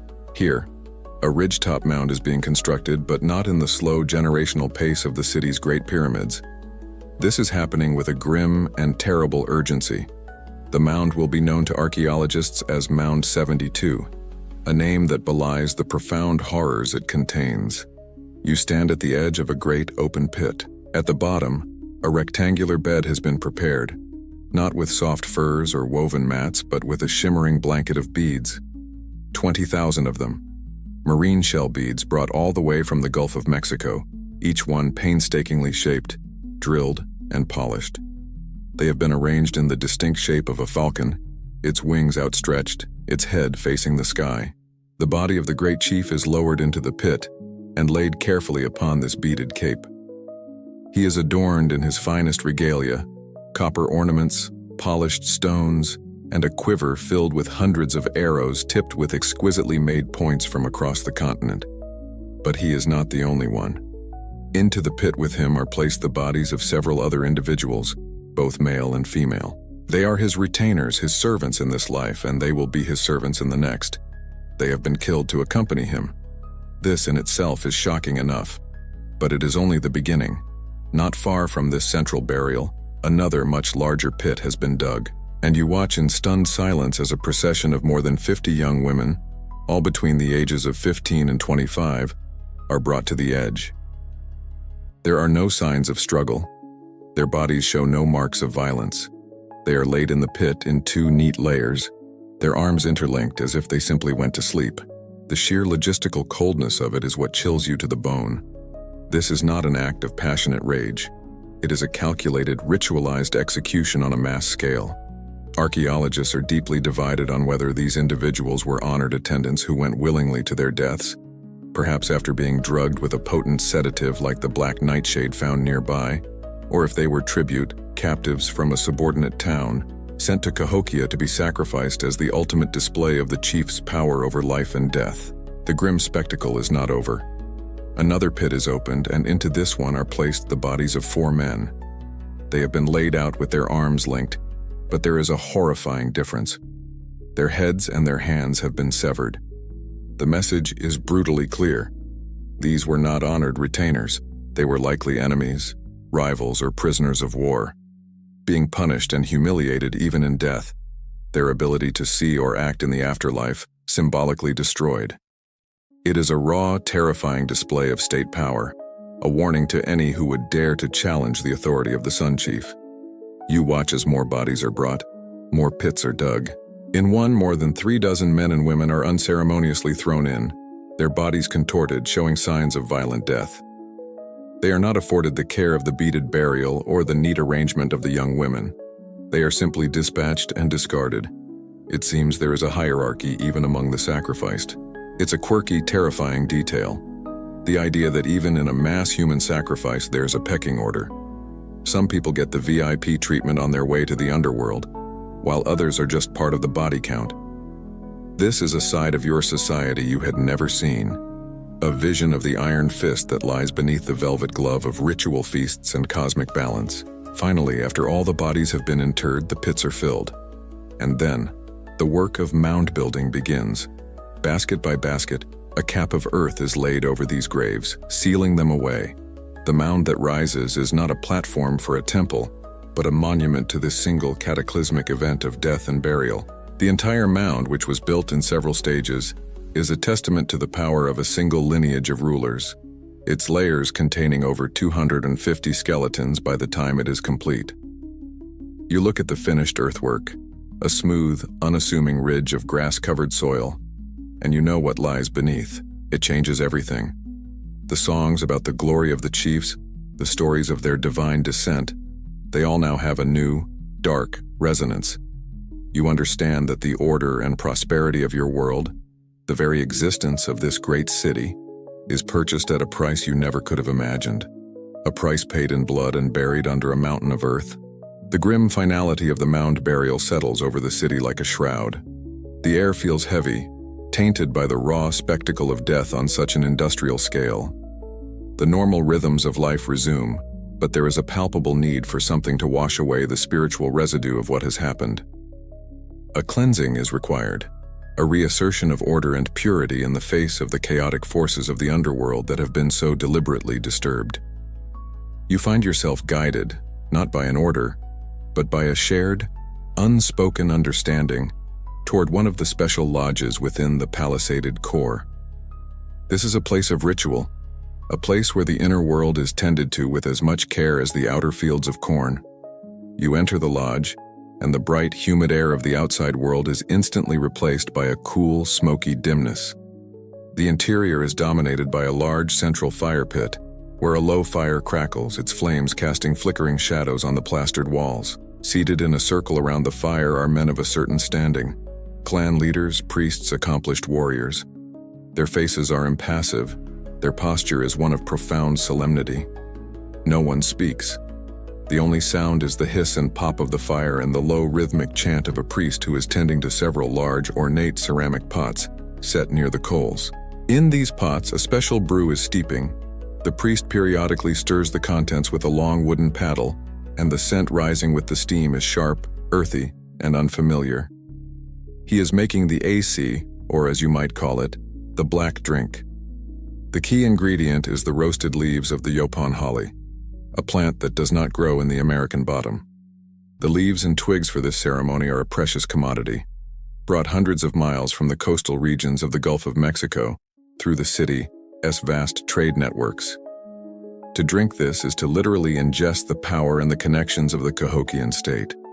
The priest uses a special ladle, carved from a single piece of wood, to decant the liquid. It is a dark, almost black tea, and as he pours it into serving vessels, a thick, yellowish foam forms on the surface. The vessels themselves are sacred objects, the swirling, pearlescent shells of the lightning whelk, also brought from the distant sea. One of these cups is passed to you. It feels cool and smooth in your hands, its shape a perfect, natural spiral. You are being invited to participate in a ritual of purification. You watch as the others drink, and then you raise the shell to your own lips. The taste is incredibly bitter, intensely strong, and smoky from the roasting of the leaves. It is not a pleasant beverage.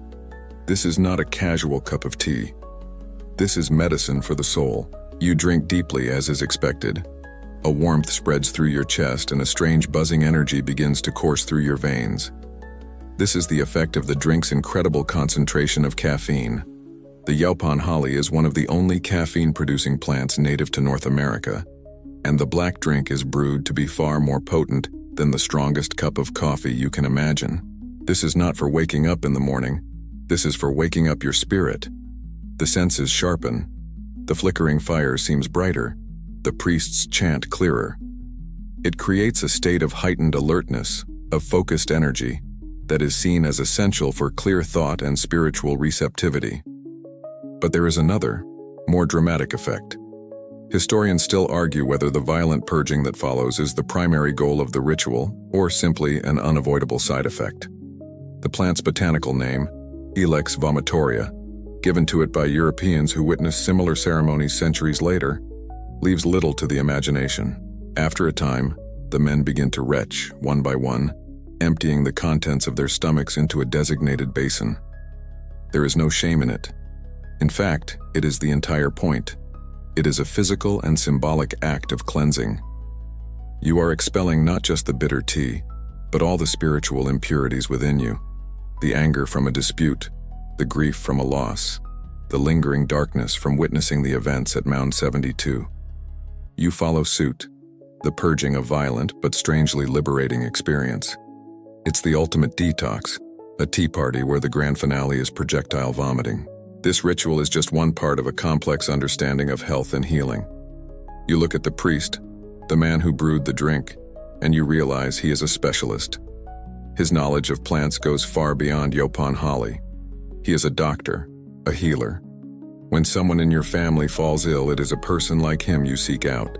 He might prescribe a poultice of jewelweed to soothe a rash, or a tea made from willow bark to ease a fever, its active ingredient being the basis for modern aspirin.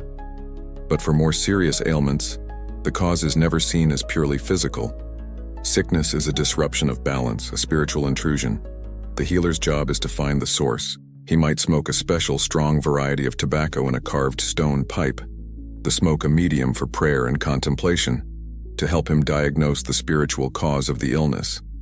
For the most difficult cases, to commune directly with the spirit world, a healer might use more potent and dangerous plants. Archaeologists have found seeds of the datura plant, or Jimson weed, at Cahokian sites. This is a powerful hallucinogen, a plant that can open a doorway to the other worlds, but one that can just as easily kill. Only a trained specialist would dare to use it, undertaking a vision quest to find the cause of a persistent illness or a string of bad luck for the community. You understand that for the people of Cahokia, the body and the spirit are not separate. Healing is a ritual, a ceremony to restore a person not just to health, but to harmony with the cosmos. And as you sit in the quiet aftermath of the black drink ceremony, feeling empty, clean, and strangely serene, you feel that harmony has, for a moment, been restored within you. The spiritual cleansing of the black drink ceremony lingers, but the city's rhythm is already shifting again, preparing for a different kind of ritual. This one is not about purging the inner world, but about aligning the entire community with the great predictable cycles of the cosmos. You are woken before dawn, the air sharp and cold, a thin mist clinging to the ground and muffling all sound. You join a silent procession of people moving not toward the great mounds, but away from them, westward, toward a vast open space that sits just outside the palisade wall. This is a place of profound importance, a sacred circle that serves as the city's clock, its calendar, and its direct line to the heavens. You arrive at the edge of a perfect circle, so large it's hard to take in all at once. This is not a circle of stones like the ones built in the old world across the great ocean.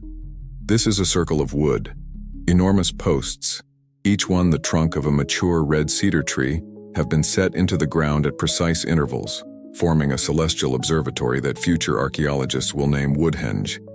The posts are as thick as a man's body and rise twice your height from the earth. They have been stripped of their bark and smoothed, and you can see the faint remnants of red ochre paint, a sacred color, glowing faintly in the pre-dawn light. The scale of it is breathtaking. It required immense effort to find, fell, transport, and erect these perfect straight trees, each one a forest giant. You are here for one of the key moments in the entire year, the winter solstice, the shortest day, the symbolic death of the sun before its glorious rebirth.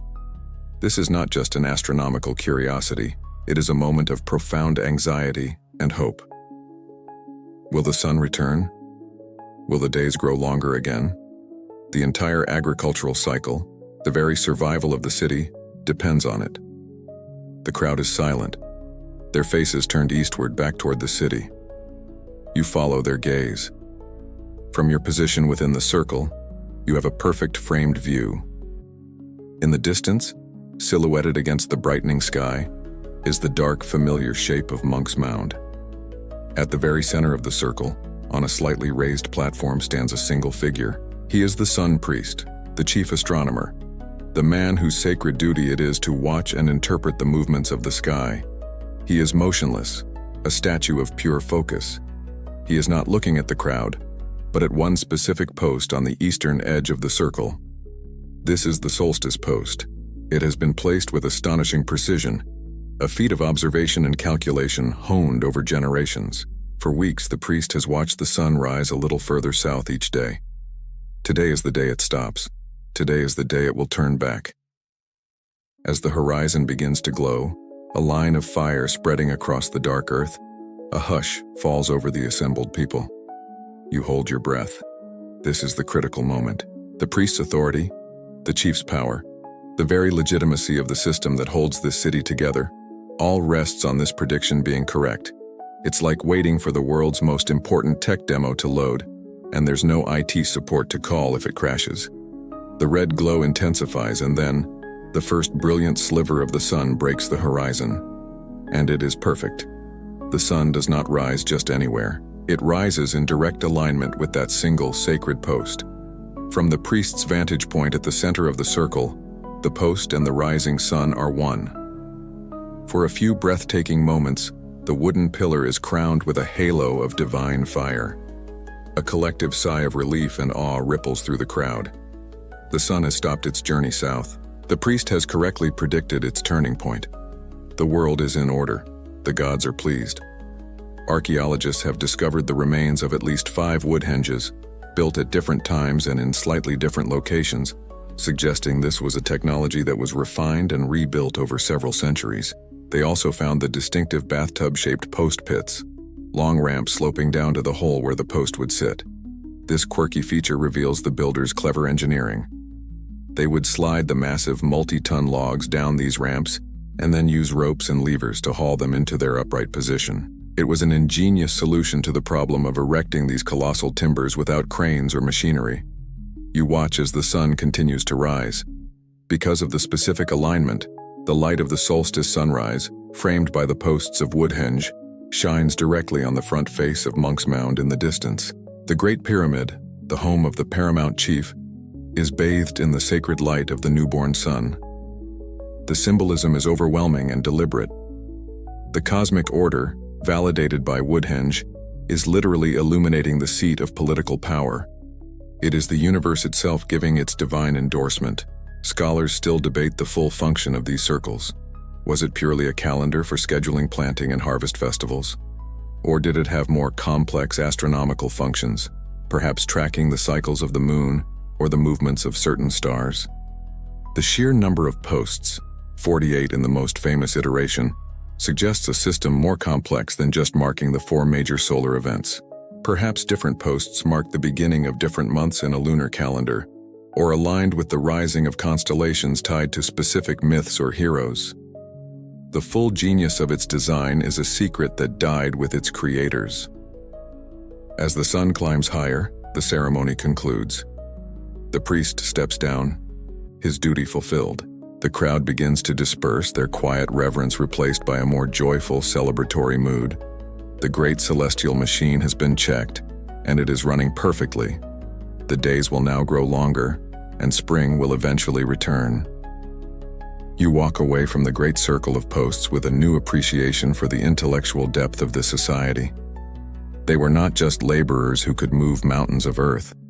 They were scientists, mathematicians, and astronomers who could map the heavens and build clocks out of sunlight and shadow, imposing a sacred, predictable order on the world around them. You walk away from the great circle of Woodhenge, the celestial awe slowly giving way to the more immediate, tangible realities of the city. The sun's return is promised, the cosmic order affirmed. But this city, runs on more than just sunlight and faith. It has an insatiable appetite not just for food but for power, for prestige, for the rare, and beautiful things that define status and connect the human to the divine. Cahokia's greatness isn't just in the height of its mounds, but in the length of its reach. Today you will witness the arteries of that reach, the great trade networks that are the city's lifeblood. You make your way to the river's edge where the city's true highways begin. Forget paved roads or even well-worn footpaths. The real movement of goods and ideas happens on the water. The Mississippi, the Missouri, the Illinois, these are the great muddy thoroughfares of the continent, and Cahokia sits at their absolute nexus. Lined up on the shore are dozens of dugout canoes. Each one is a masterpiece of woodworking, carved from a single massive cypress or cottonwood log. They are long, narrow, and surprisingly stable, capable of carrying thousands of pounds of cargo and a crew of a dozen paddlers. Getting one of these ready is an ordeal. A suitable tree had to be felled with stone axes and fire, and then the slow, smoky process of hollowing it out with controlled burning and scraping with shell adzes could take weeks. These are not pleasure boats. They are the 18-wheelers of the Mississippian world. You watch a crew preparing for a long journey south. Their destination is a world away, a place of salt water and strange birds, the Gulf of Mexico. Their cargo for the outbound trip is made of local specialties: bags of salt evaporated from nearby saline springs, beautifully crafted pottery, and perhaps most importantly, the high-quality flint from the Mill Creek quarries to the south, which has been expertly worked into large, sharp hoe blades. These are the goods they will use to barter. The journey downriver is the easy part. They will move with the current, covering many miles each day. Weeks later, you see them return. The mood is different. The easy downstream glide has been replaced by a brutal, upstream slog against the Mississippi's powerful current.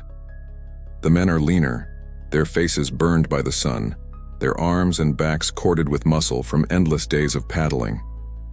This trip was not for the faint of heart.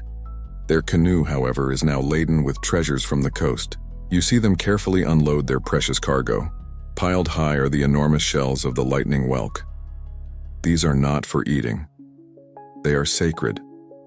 The lightning whelk is unique among marine snails because its shell almost always spirals to the left, a sinistral coil that was seen as cosmologically significant, perhaps representing the counterclockwise rotation of the world or the path of souls. From the central column of these shells, priests will carve sacred pendants. The entire shell itself can be used as a ritual drinking cup, like the ones you saw in the black drink ceremony. This isn't just a souvenir from a beach trip, it's a piece of the cosmos purchased with sweat and hardship. Another canoe arrives, this one from the north.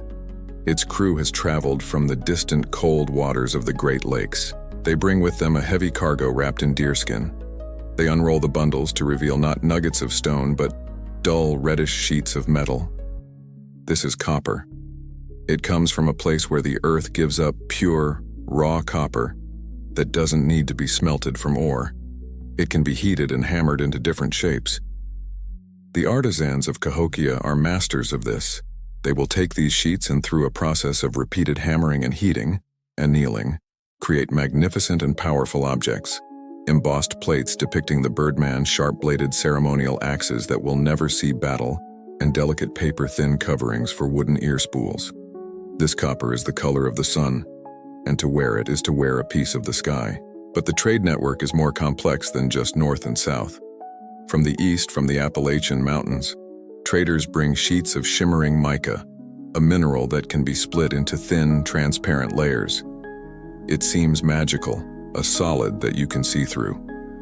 It is used to decorate ceremonial regalia and perhaps, as some have speculated, was used as a mirror to flash signals from mound to mound. From the west, from the plains, come bison hides, meat, and the all-important shoulder blades for making sturdy hoes. From the Ozark Hills just a few days away comes galena, a lead ore that, when ground into a powder, creates a silvery, glittering makeup. Forget your modern highlighters. These people were literally painting their faces with heavy metal. Historians and archaeologists still debate how this vast exchange system actually functioned. Was it a network of freelance traders, a pre-Columbian merchant class paddling their canoes from town to town in a kind of open market? Or was it a tightly controlled prestige goods economy, where all the truly valuable sacred items were moved through elite to elite exchanges, more like diplomatic gifts than commercial transactions? The evidence suggests it was probably a mix of both. Your neighbor might trade for a new stone axe from a passing canoe, but only the paramount chief could command the acquisition of 100 whelk shells or a dozen sheets of copper. You pick up a small, beautifully crafted arrowhead in the market. The flint is a glossy, honey-colored stone you've never seen before. The seller tells you it comes from a place called the Dover Quarries in a land far down the Tennessee River. You try to imagine its journey.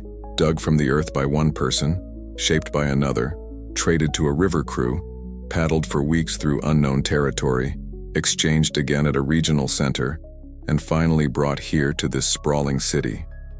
There's no tracking number, no delivery confirmation. The object in your hand has passed through a dozen hands across 1,000 miles, a silent testament to a web of human connection that spans a continent. And all the threads of that web lead right here, to the plaza where you now stand. The tangible goods of a continent lie spread before you in the market. The shells, the copper, the exotic flint. But as you stand amidst the crush of the crowd, you become aware of another, more ephemeral kind of import. The canoes brought more than just cargo. They brought people, and those people brought their voices. You close your eyes for a moment to block out the overwhelming visual information and just listen. What you hear is not the single, unified hum of a homogeneous city. It is a tapestry of sound, a complex, confusing, and utterly fascinating medley of human speech. You are standing in the middle of a pre-Columbian Babel. The dominant tongue, the language of the marketplace haggling, and the commands of the overseers has a certain rhythm and cadence you recognize. It is the language of Cahokia. But woven through it are countless other sounds. A group of men who brought the copper from the north speak with a language full of hard, clipped consonants that feels utterly alien. The traders from the south, who smell of salt and river mud, speak with a flowing, melodic accent that is different still. You catch snippets of conversation as people pass. A word here, a phrase there, and none of it connects. It's like trying to listen to 3 different storytellers at once, each narrating a completely separate tale. You can't make sense of any of it. How does a city like this even function? How do you build a cohesive society when a significant portion of your population literally cannot speak to one another? It is a question that cuts to the very heart of the Cahokian experiment. This was not a city of a single tribe, a single people. It was a metropolis of immigrants, a magnet that drew in people from hundreds of miles around, from dozens of different cultural backgrounds. They brought their skills, their pottery styles, their beliefs, and their languages. Archaeologists and linguists have long debated what language or languages echoed through Cahokia's plazas. The most likely candidate for the city's official tongue is a Siouan language, perhaps an ancestor of the languages spoken by descendant peoples like the Osage or the Quapaw. This would have been the language of the elite, the priests, and the government, the language in which the fate of the city was decided. But for the common person, the reality was far more complex. You wander through the residential neighborhoods and you can almost hear the linguistic geography. Perhaps this cluster of houses near the western wall is home to families from the Caddoan-speaking world to the southwest. Their pottery still bears the faint stylistic traces of their ancestral homeland, and in the evenings, they tell their children stories in a language that would be unintelligible to their neighbors a few hundred yards away. This linguistic diversity is a core feature of the city, a direct result of the Big Bang that drew so many disparate groups together. Cahokia wasn't a melting pot where everyone's culture dissolved into a single new one. It was more of a lumpy stew, where every ingredient retained its own distinct flavor. So how does a Caddoan-speaking farmer barter for a new hoe blade from a Siouan-speaking merchant? You watch an interaction that seems to provide a clue. 2 men, clearly from different backgrounds, are negotiating a trade. One has a fine deer hide, the other has a string of polished shell beads. They do not speak. Instead, they communicate through a fluid and surprisingly complex series of hand gestures. It is a silent language, a form of sign language that is likely developed out of practical necessity.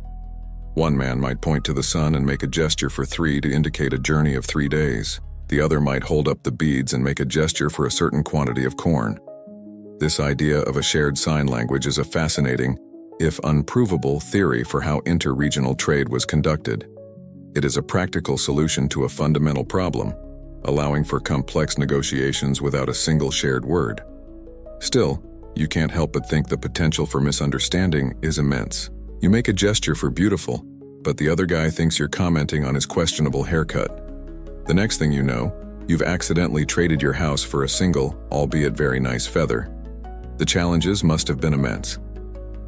How do you organize a communal work project to repair the palisade when your work crew speaks 4 different languages? How do you create a sense of shared identity, of we out of so many different thems? The answer, you realize, is in the things that transcend language. The spectacle of the chunky game needs no translation. The overwhelming generosity of a citywide feast is understood by all. The terrifying authority of the chief, personified as the Birdman, is a universal symbol of power. The great ceremonies, the rituals tied to the sun and the seasons, the shared belief in the cosmic order, these are the things that bind the city together. The religion of Cahokia is the lingua franca. It is the common language that allows a Siouan speaker and a Caddoan speaker to stand side by side, gaze up at Monk's Mound, and feel part of the same grand, sacred project. It is a unity forged not of words, but of a shared and overwhelming sense of awe. That complex tapestry of language and culture, held together by the powerful threads of a shared cosmology, is beginning to fray at the edges. The very success of Cahokia, its ability to draw in thousands of people and organize them into a continent-spanning power, has planted the seeds of its own undoing. The city's immense gravity is warping the very landscape that sustains it. The cosmic balance the priests work so hard to maintain is being thrown into chaos not by angry gods or restless spirits, but by something far more mundane and relentless. The simple, cumulative cost of so many people living in one place. You notice it first on the horizon. The dense, primeval forests that once crowded the edges of the American bottom have vanished. Where there was once a wall of green, there is now a hazy, scrubby emptiness, punctuated by the stark silhouettes of countless tree stumps. You have to walk for half a day just to reach a grove of trees suitable for firewood, and even those are thinning out. The city's appetite for wood is simply insatiable. Think of it, thousands of families, each needing a fire for cooking, and warmth, day in and day out. Then consider the houses. Every single one of the thousands of wattle and daub homes has a lifespan of about 20 years before its posts rot in the damp soil and it needs to be completely rebuilt. That's a constant rolling demand for new timber. But the true monster, the beast that devoured the forests, was the palisade. You remember its construction, the grim urgency of it. 20,000 mature trees just for the first version. And then, a generation later, it was rebuilt. And then again, and again. Just for that one defensive wall, a symbol of the city's anxieties, a veritable army of 80,000 large trees was sacrificed. They've effectively clear-cut their own zip code, and the consequences are rippling through every aspect of your life. You see it in the rivers. You take a canoe out on one of the tributary creeks after a heavy rain, and the water is no longer just murky. It's thick and brown, a slurry of mud and silt. With the trees gone, there is nothing to hold the soil in place on the surrounding bluffs. The rains now wash tons of topsoil into the waterways, choking the streams, making them shallower and more prone to flooding. The great river itself is changing color, starting to look less like a river and more like a coffee that's mostly creamer. This isn't just an aesthetic problem. The silt smothers the gravel beds where fish lay their eggs. It kills the freshwater mussels that were once a reliable source of food and shell for tools. The ecological web is unraveling, thread by thread. You feel it most keenly in your stomach. The great feasts of venison are becoming a distant, cherished memory. Hunting parties now have to travel for a week or more to find any significant game. The local deer population has, quite sensibly, packed its bags and moved to a quieter suburb with better schools, and fewer people trying to turn them into lunch. Your diet, and the diet of every commoner in the city, has become dangerously narrow. It is corn. Corn for breakfast, corn for lunch, corn for dinner.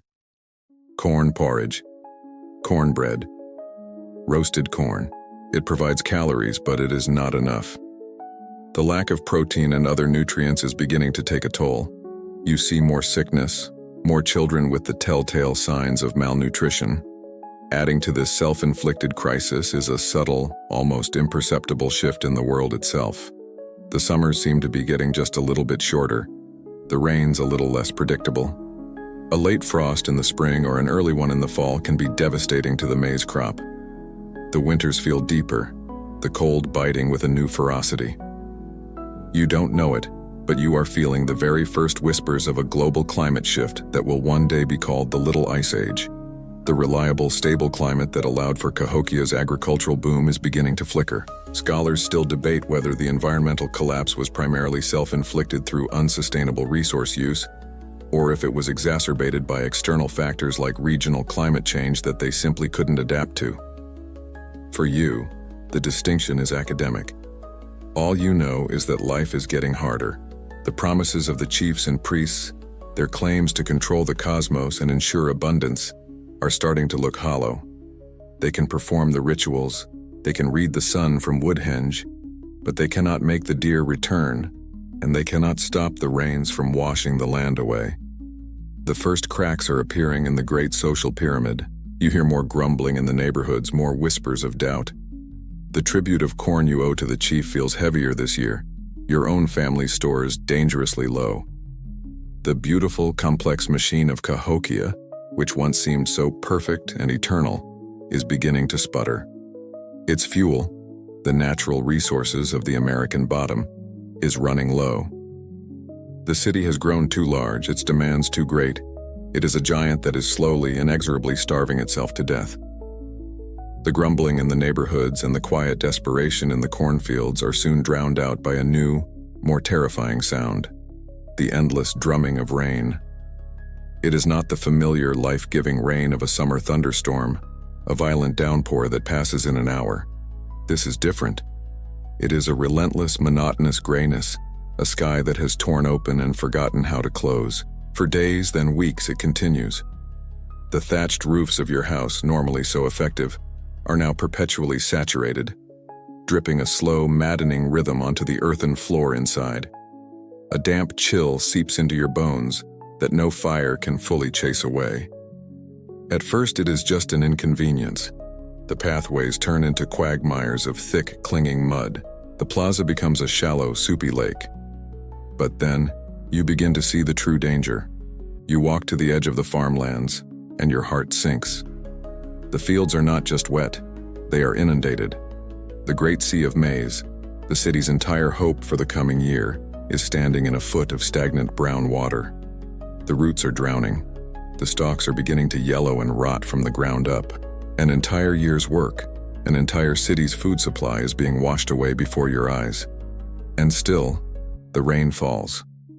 The creeks and tributaries, already choked with the silt that has washed from the deforested bluffs, can no longer contain the deluge. They swell, spilling over their banks, and the floodplain begins to live up to its name. The low-lying neighborhoods on the city's outskirts are the first to go. Water creeps into houses, soaking stored food and turning hearths into muddy pits. There's no emergency alert system, no text message from the government telling you to seek higher ground. Your only notification is the fact that your living room is now a lake, and your sleeping mat has decided to go for a swim. Then comes the moment of true catastrophe. The great river itself, the Mississippi, swollen with the runoff from 1,000 miles upstream, finally rebels. It is a force of nature so immense it beggars belief. With a sound like a continuous, deep-throated roar, it breaches its natural levees. This is not a gentle rising. This is a wall of churning brown water, filled with uprooted trees, the carcasses of animals, and the debris of entire hamlets that have been erased from existence upstream. It moves with a horrifying speed, and there is nothing you can do but run. Panic erupts. It is a primal, chaotic flight.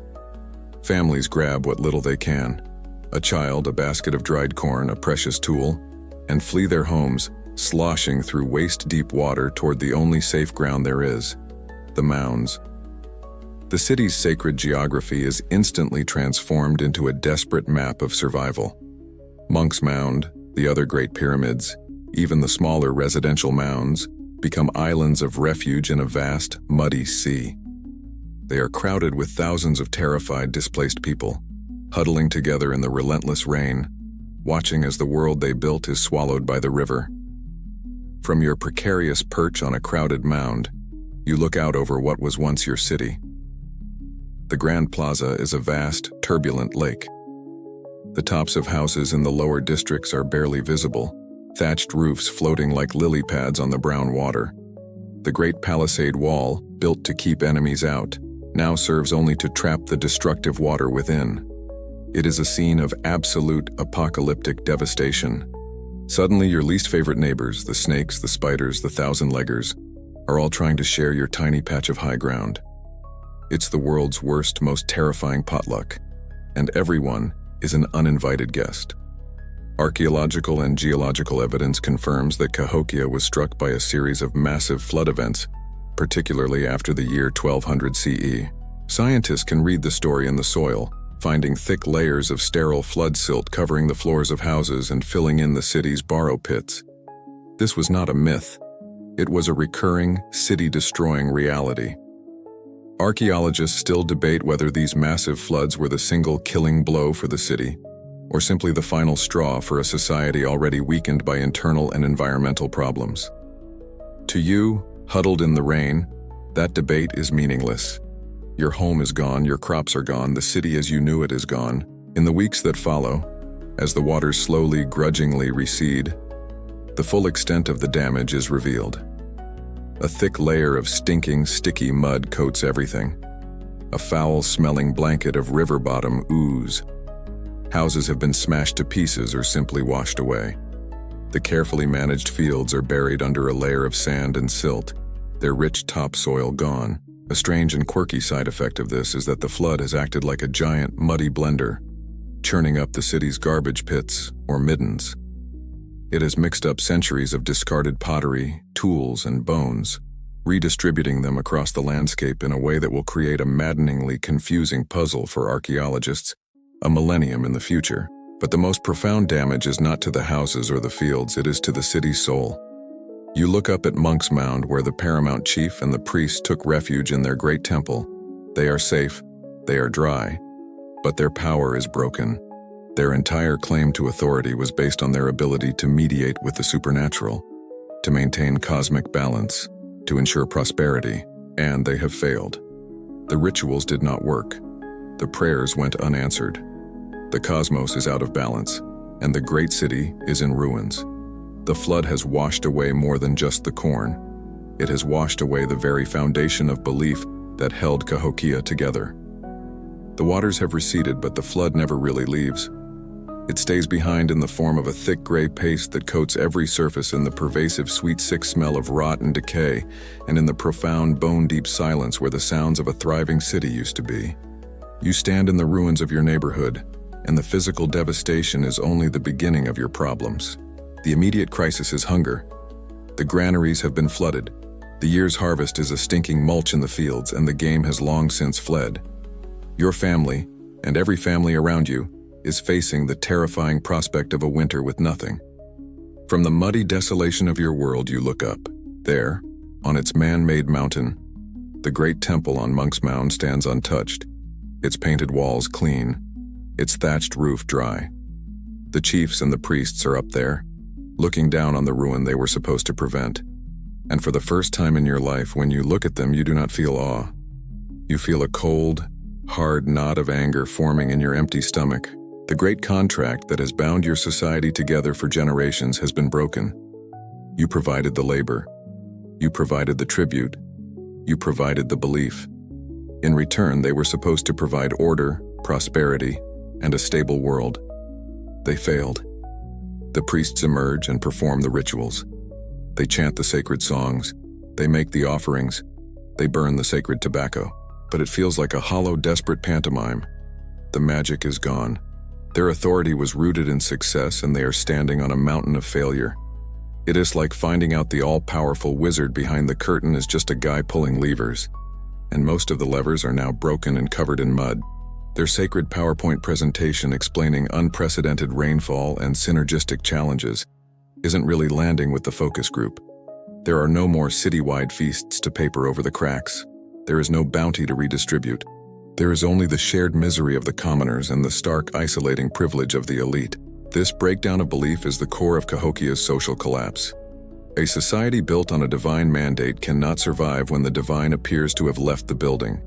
You start to see the breakdown in small, subtle ways. An overseer tries to organize a work crew to begin the monumental task of cleaning the plaza, and only a handful of men show up. The rest simply ignore him, turning back to the more pressing task of trying to salvage something from their ruined homes. The chief's divine mandate to receive your corn is meeting the harsh reality of your family's divine mandate to not starve to death. Authority that is not backed by belief or by overwhelming force simply evaporates. Historians still argue whether the final breakdown was a violent, chaotic uprising, or a more managed, though still painful, dissolution of the social contract. You see evidence for both. One night, a fire breaks out in the elite residential compound within the palisade. The flames lick high into the night sky, and no one from the commoner districts rushes to help put it out. They simply stand and watch it burn. Was it an accident, or was it an act of arson, a direct fiery message of rebellion sent to the rulers? The next day, you see the blackened timbers and the ruined homes of people who, just a month ago, were the most powerful figures in your world. But mostly, the rebellion is quiet. It is a rebellion of the feet. It is the slow, silent no. People stop participating. They stop maintaining the public spaces. They stop looking to the mounds for guidance.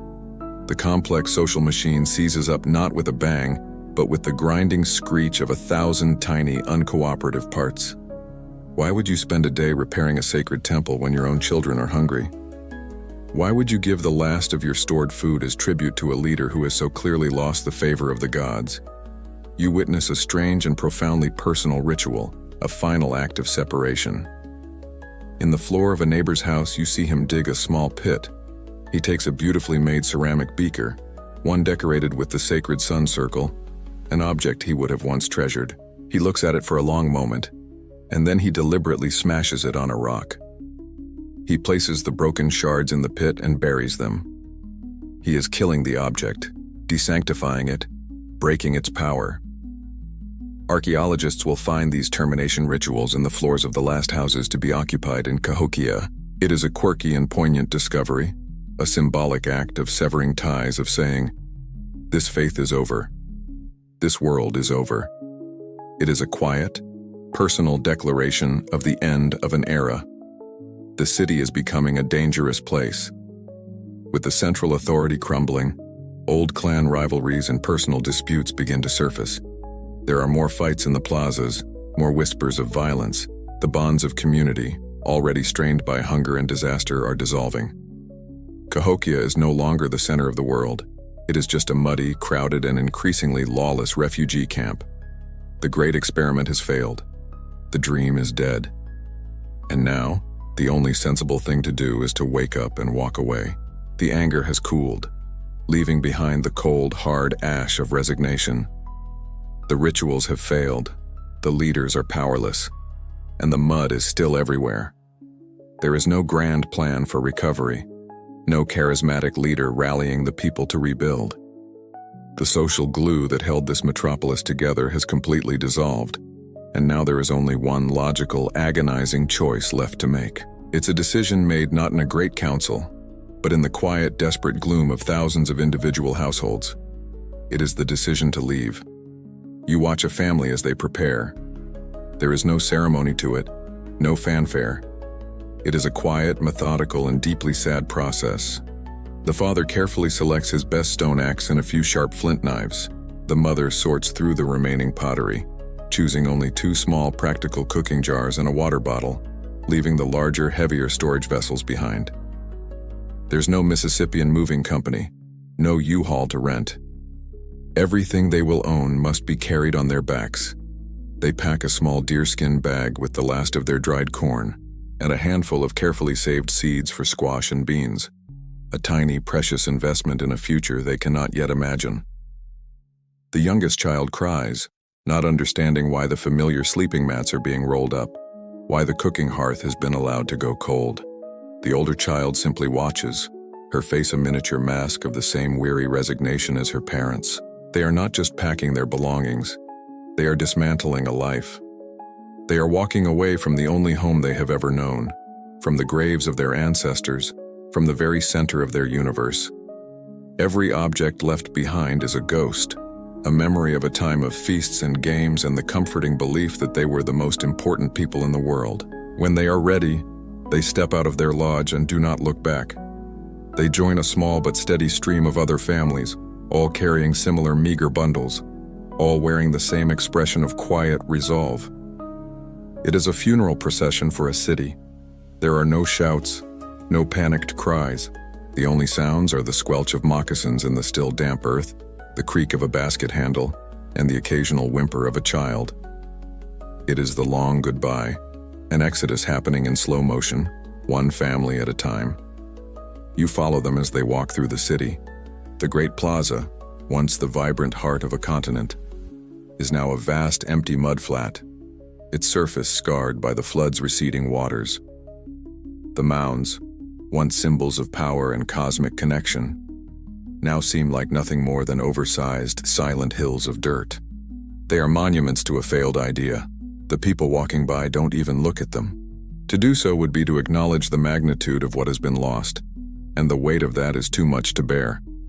This process of abandonment wasn't a single dramatic event, but a slow bleeding out that occurred over the course of a century, from roughly 1250 to 1350 CE. The city didn't die in a day. It faded away. Some people, perhaps the most stubborn, or those with the deepest ties to the land would try to stay.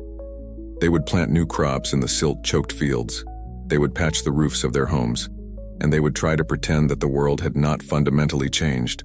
But with each passing year, the city would be emptier, the silence deeper, the task of maintaining the great public spaces more impossible.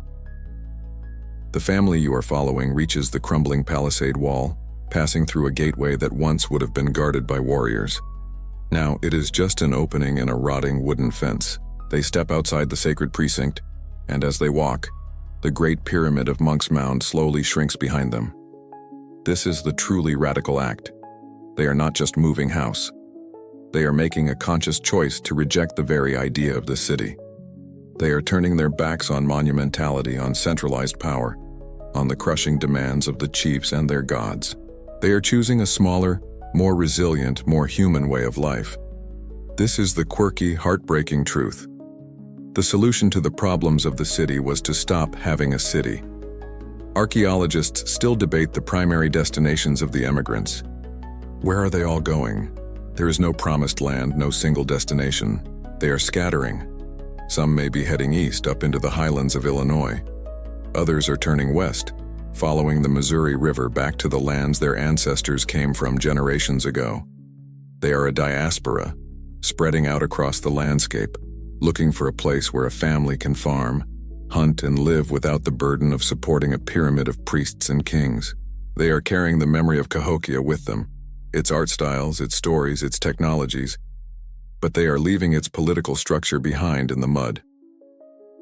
You watch as the family becomes just a small shape in the distance, merging with the scrubby landscape that is already beginning to reclaim the cleared fields. They are walking into an uncertain future, but one that they have chosen. Behind them, Cahokia is left to the wind, the rain, and the silence. The great experiment is over.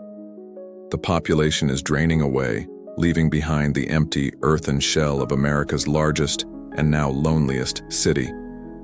Decades have passed, a century perhaps.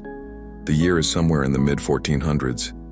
The steady stream of families walking away has dwindled and finally stopped altogether.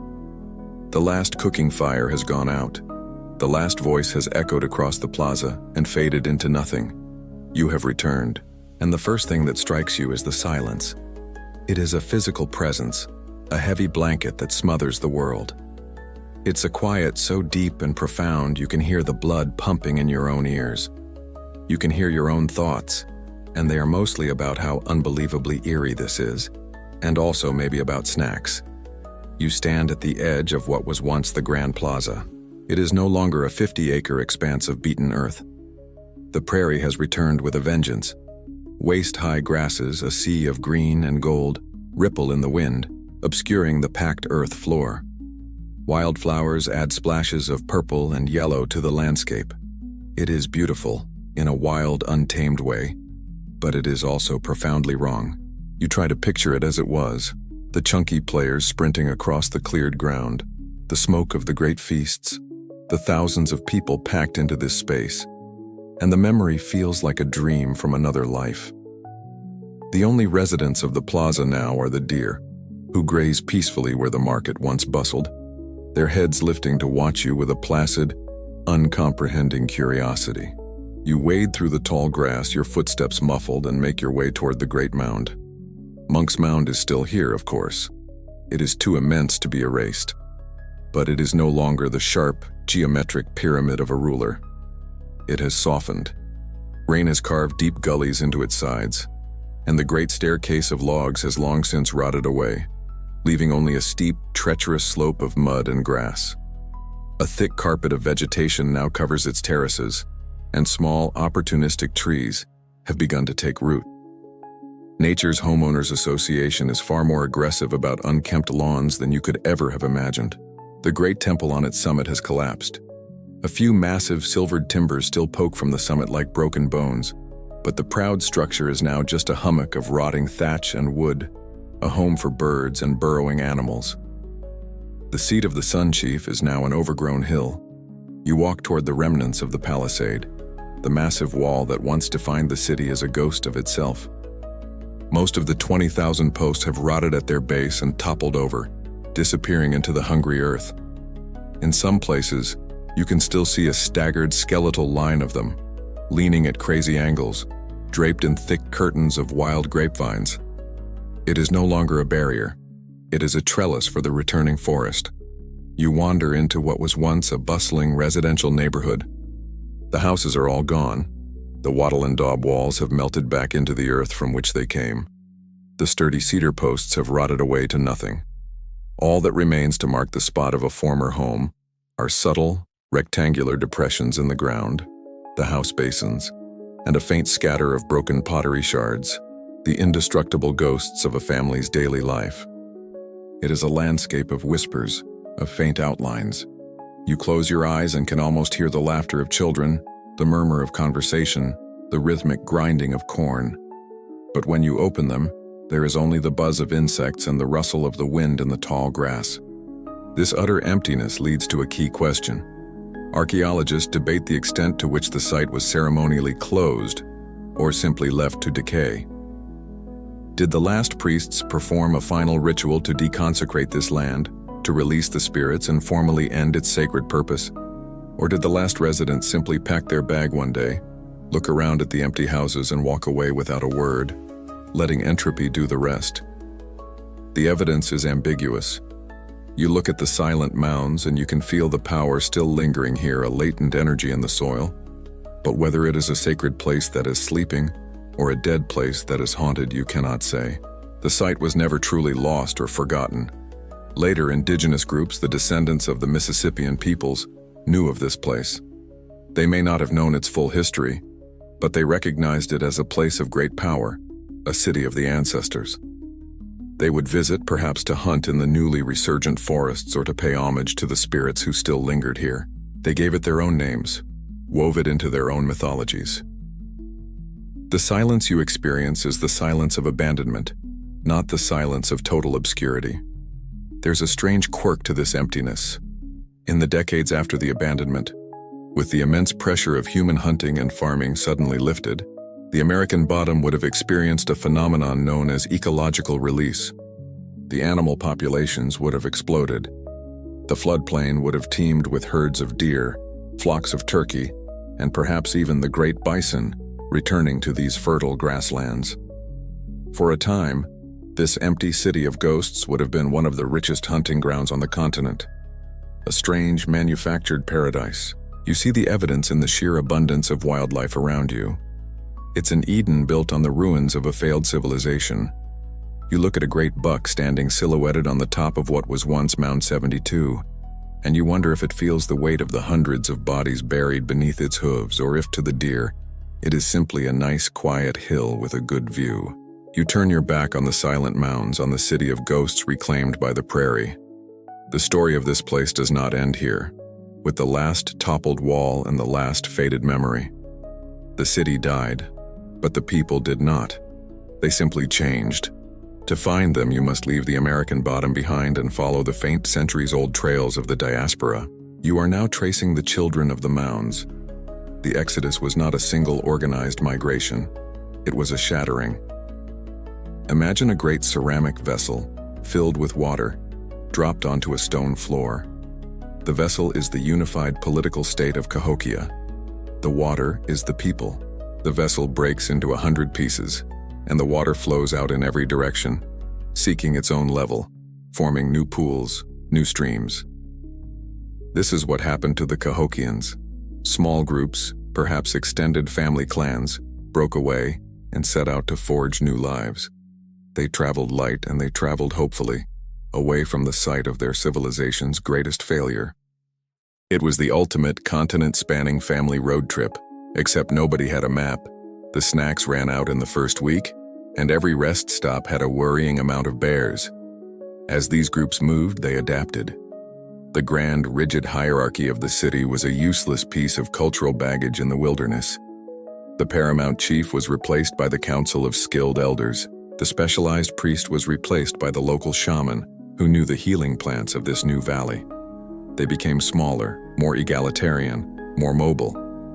They carried the memory of the city, but they consciously rejected its structure. They had tried living in a metropolis and it had ended in disaster. Now they were returning to the more resilient, time-tested ways of their woodland ancestors. But they were not the same people they were before. They had been changed by the city. They were post-urban, carrying the echoes of a fallen civilization in their minds. Generations pass, centuries. The small scattered bands coalesce into new tribes, new nations. They settle in the river valleys of what will one day be Missouri, Arkansas, Kansas, and Nebraska. And then, a new people arrives on the continent. People with pale skin, loud guns, and an insatiable desire for land and beaver pelts. And these newcomers, the French explorers and traders, begin to encounter the nations that now inhabit the heartland. They meet a powerful and sophisticated people living along a certain river, a people they call the Osage. They meet another group at the mouth of the Arkansas River, whom they name the Quapaw, or the downstream people. They meet the Missouria, the Omaha, the Ponca, the Kansa. And here is the great revelation, the answer to the mystery of the vanished Cahokians. They never vanished at all. These nations, the Degihasuan-speaking peoples, are the direct descendants of the great city's population. They are the children of the Mounds. The French, and later the Americans, would look upon the great earthen pyramids at Cahokia with bafflement, attributing them to a mysterious lost race of mound builders, never realizing that the actual builders' great-great-great-great-grandchildren were the very people they were trading with, fighting against, and signing treaties with. Historians, archaeologists, and tribal elders still discuss the precise pathways and timelines of these migrations, trying to stitch together the story from the scattered evidence of pottery styles, the subtle shifts in language, and the deep memories preserved in oral traditions. The Osage, for example, have stories that speak of a time when their ancestors lived far to the east, in a great village near a great river before a great flood and a great conflict forced them to move west. It is the story of Cahokia, told not in the language of archaeology, but in the language of a living people. The legacy of the city is not just in these stories. It is woven into the very fabric of their societies. You look closely at the social organization of the Osage, and you find a fascinating, quirky echo of Cahokia's cosmic blueprint. Their entire nation was organized into two great halves, or moieties. One was the Tsi-Sho, the sky people, associated with peace, the sky, and the upper world. The other was the Han-Ga, the earth people, associated with war, the land, and the lower world. A person's clan belonged to one half or the other, and together, they created a balanced whole.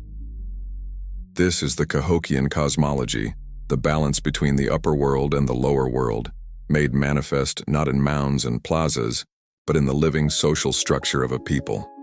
The hardware of the city was gone, but the cultural software was still running, passed down through 100 generations. You see it in their beliefs about leadership. The Osage concept of Wakonda is a belief in a great, abstract spiritual power that permeates the universe. A chief's authority came from his ability to connect with and channel this power for the good of his people. It is a direct intellectual descendant of the Cahokian chief's role as the divine intermediary, the birdman who communed with the sun and the thunderers. The title may have changed, the regalia may be different, but the core concept of what makes a leader remains. The story of Cahokia, then, is not one of a mysterious lost civilization. It is the story of a dramatic, traumatic, but ultimately successful transformation. The people survived the collapse of their state. They endured the catastrophic floods and the crisis of faith. They walked away from the city of their birth and created new homes, new traditions, and new identities, all while carrying the indelible imprint of their magnificent, flawed, and monumental past. The Mounds are silent, but the children of the Mounds are not. Their voices, their languages, and their cultures are the living legacy of America's first great city. The voices of the descendants fade, leaving you in the here and now. The year is today. The air is filled not with the smell of wood smoke, but with the faint, oily scent of asphalt and the distant roar of internal combustion engines on Interstate 55. You are standing in that same sacred space, but it is now the Cahokia Mounds State Historic Site. The wild prairie has been tamed into vast, manicured lawns, kept neatly trimmed by rumbling mowers. Tourists in brightly colored clothes wander along gravel paths, listening to audio guides on their phones, trying to bridge the immense gulf of time with technology. You walk over to a section of the park where the grass has been cordoned off with yellow tape. Here, a small team of people are kneeling in the dirt, working with a quiet, intense focus that feels strangely familiar. These are the new priests of this place, the modern interpreters of its secrets. They are archaeologists. Their tools are not sacred bundles and feathered capes, but pointed trowels, whisk brooms, and dustpans.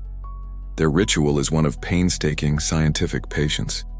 You stand beside them, a silent observer of the slow, careful resurrection of the past. You watch a young woman in a wide-brimmed hat, her face smudged with dirt, as she meticulously scrapes away a thin layer of soil within a perfectly square 1-meter pit. Her movements are delicate, precise. It is the opposite of the grand, chaotic energy that built this place. It is a work of deconstruction. Every few minutes, she drops the soil she has removed into a bucket, which is then carried to a large, shaking screen. 2 other people pour water over the soil, washing it through the mesh, hoping to catch the tiny artifacts left behind. A fishbone, a charred seed, a minuscule flake of flint from the making of a tool. Each find, no matter how small, is a word, a single character in a language that has to be painstakingly relearned. This slow, meticulous digging is only one part of their work. The true revolution in understanding this site has come from technologies that can see beneath the ground without ever disturbing it. You watch as another team member pushes what looks like a futuristic lawnmower across an open field.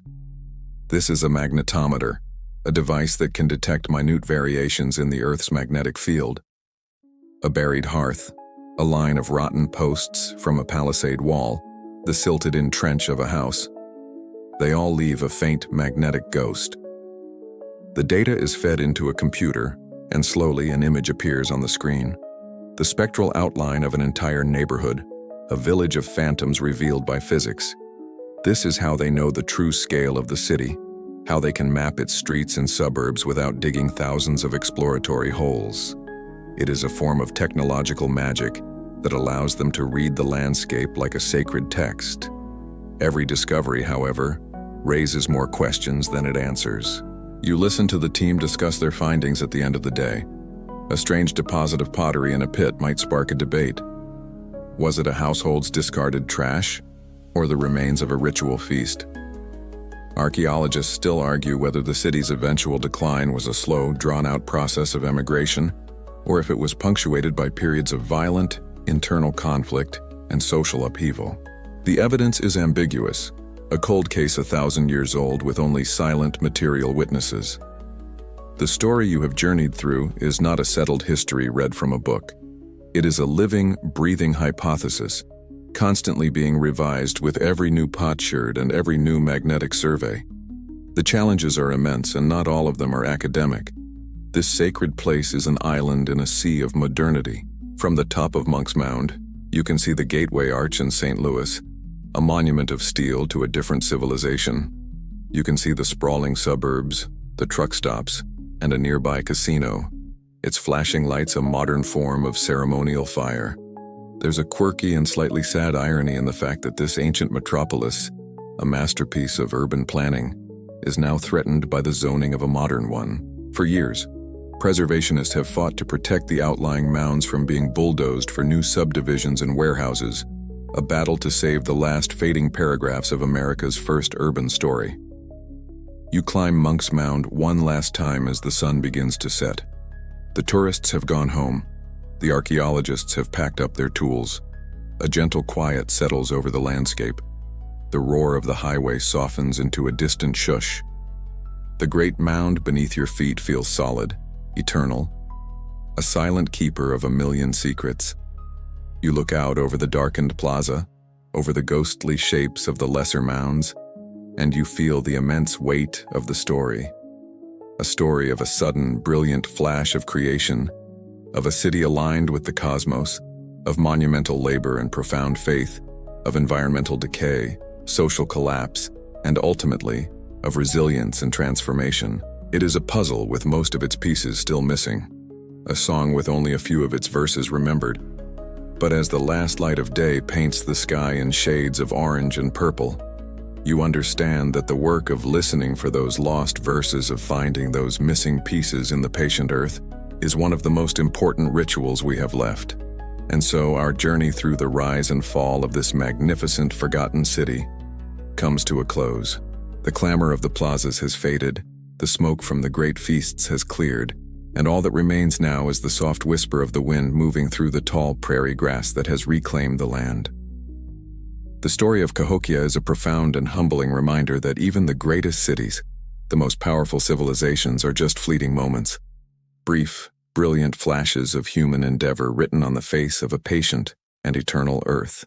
The mounds remain, not as monuments to a king or a conqueror, but as silent testaments to the collective will of a people who dared to build a new world in the heart of a continent, a world that mirrored their vision of the cosmos itself. As you settle in tonight, allow the quiet of those empty plazas to fill your space. Let the deep silence of a city that has gone to sleep be a gentle comfort. The past is not a place of ghosts to be feared, but a deep well of stories from which we can draw a quieter, more profound understanding of ourselves. The great river continues its slow, patient journey to the sea, just as it did 1,000 years ago, and the stars that wheeled over the heads of the mound builders are the very same stars that now glitter outside your own window. Let the vastness of that time and that space soothe you, a gentle reminder that we are all just a small part of a much, much larger story. Let your breathing slow, feel the weight of the day begin to lift, and allow yourself to drift into that peaceful space between wakefulness and dreams. The mounds will keep their watch through the night as they have for 1,000 years before, and they will be there still when the sun rises again to warm the silent, sleeping earth.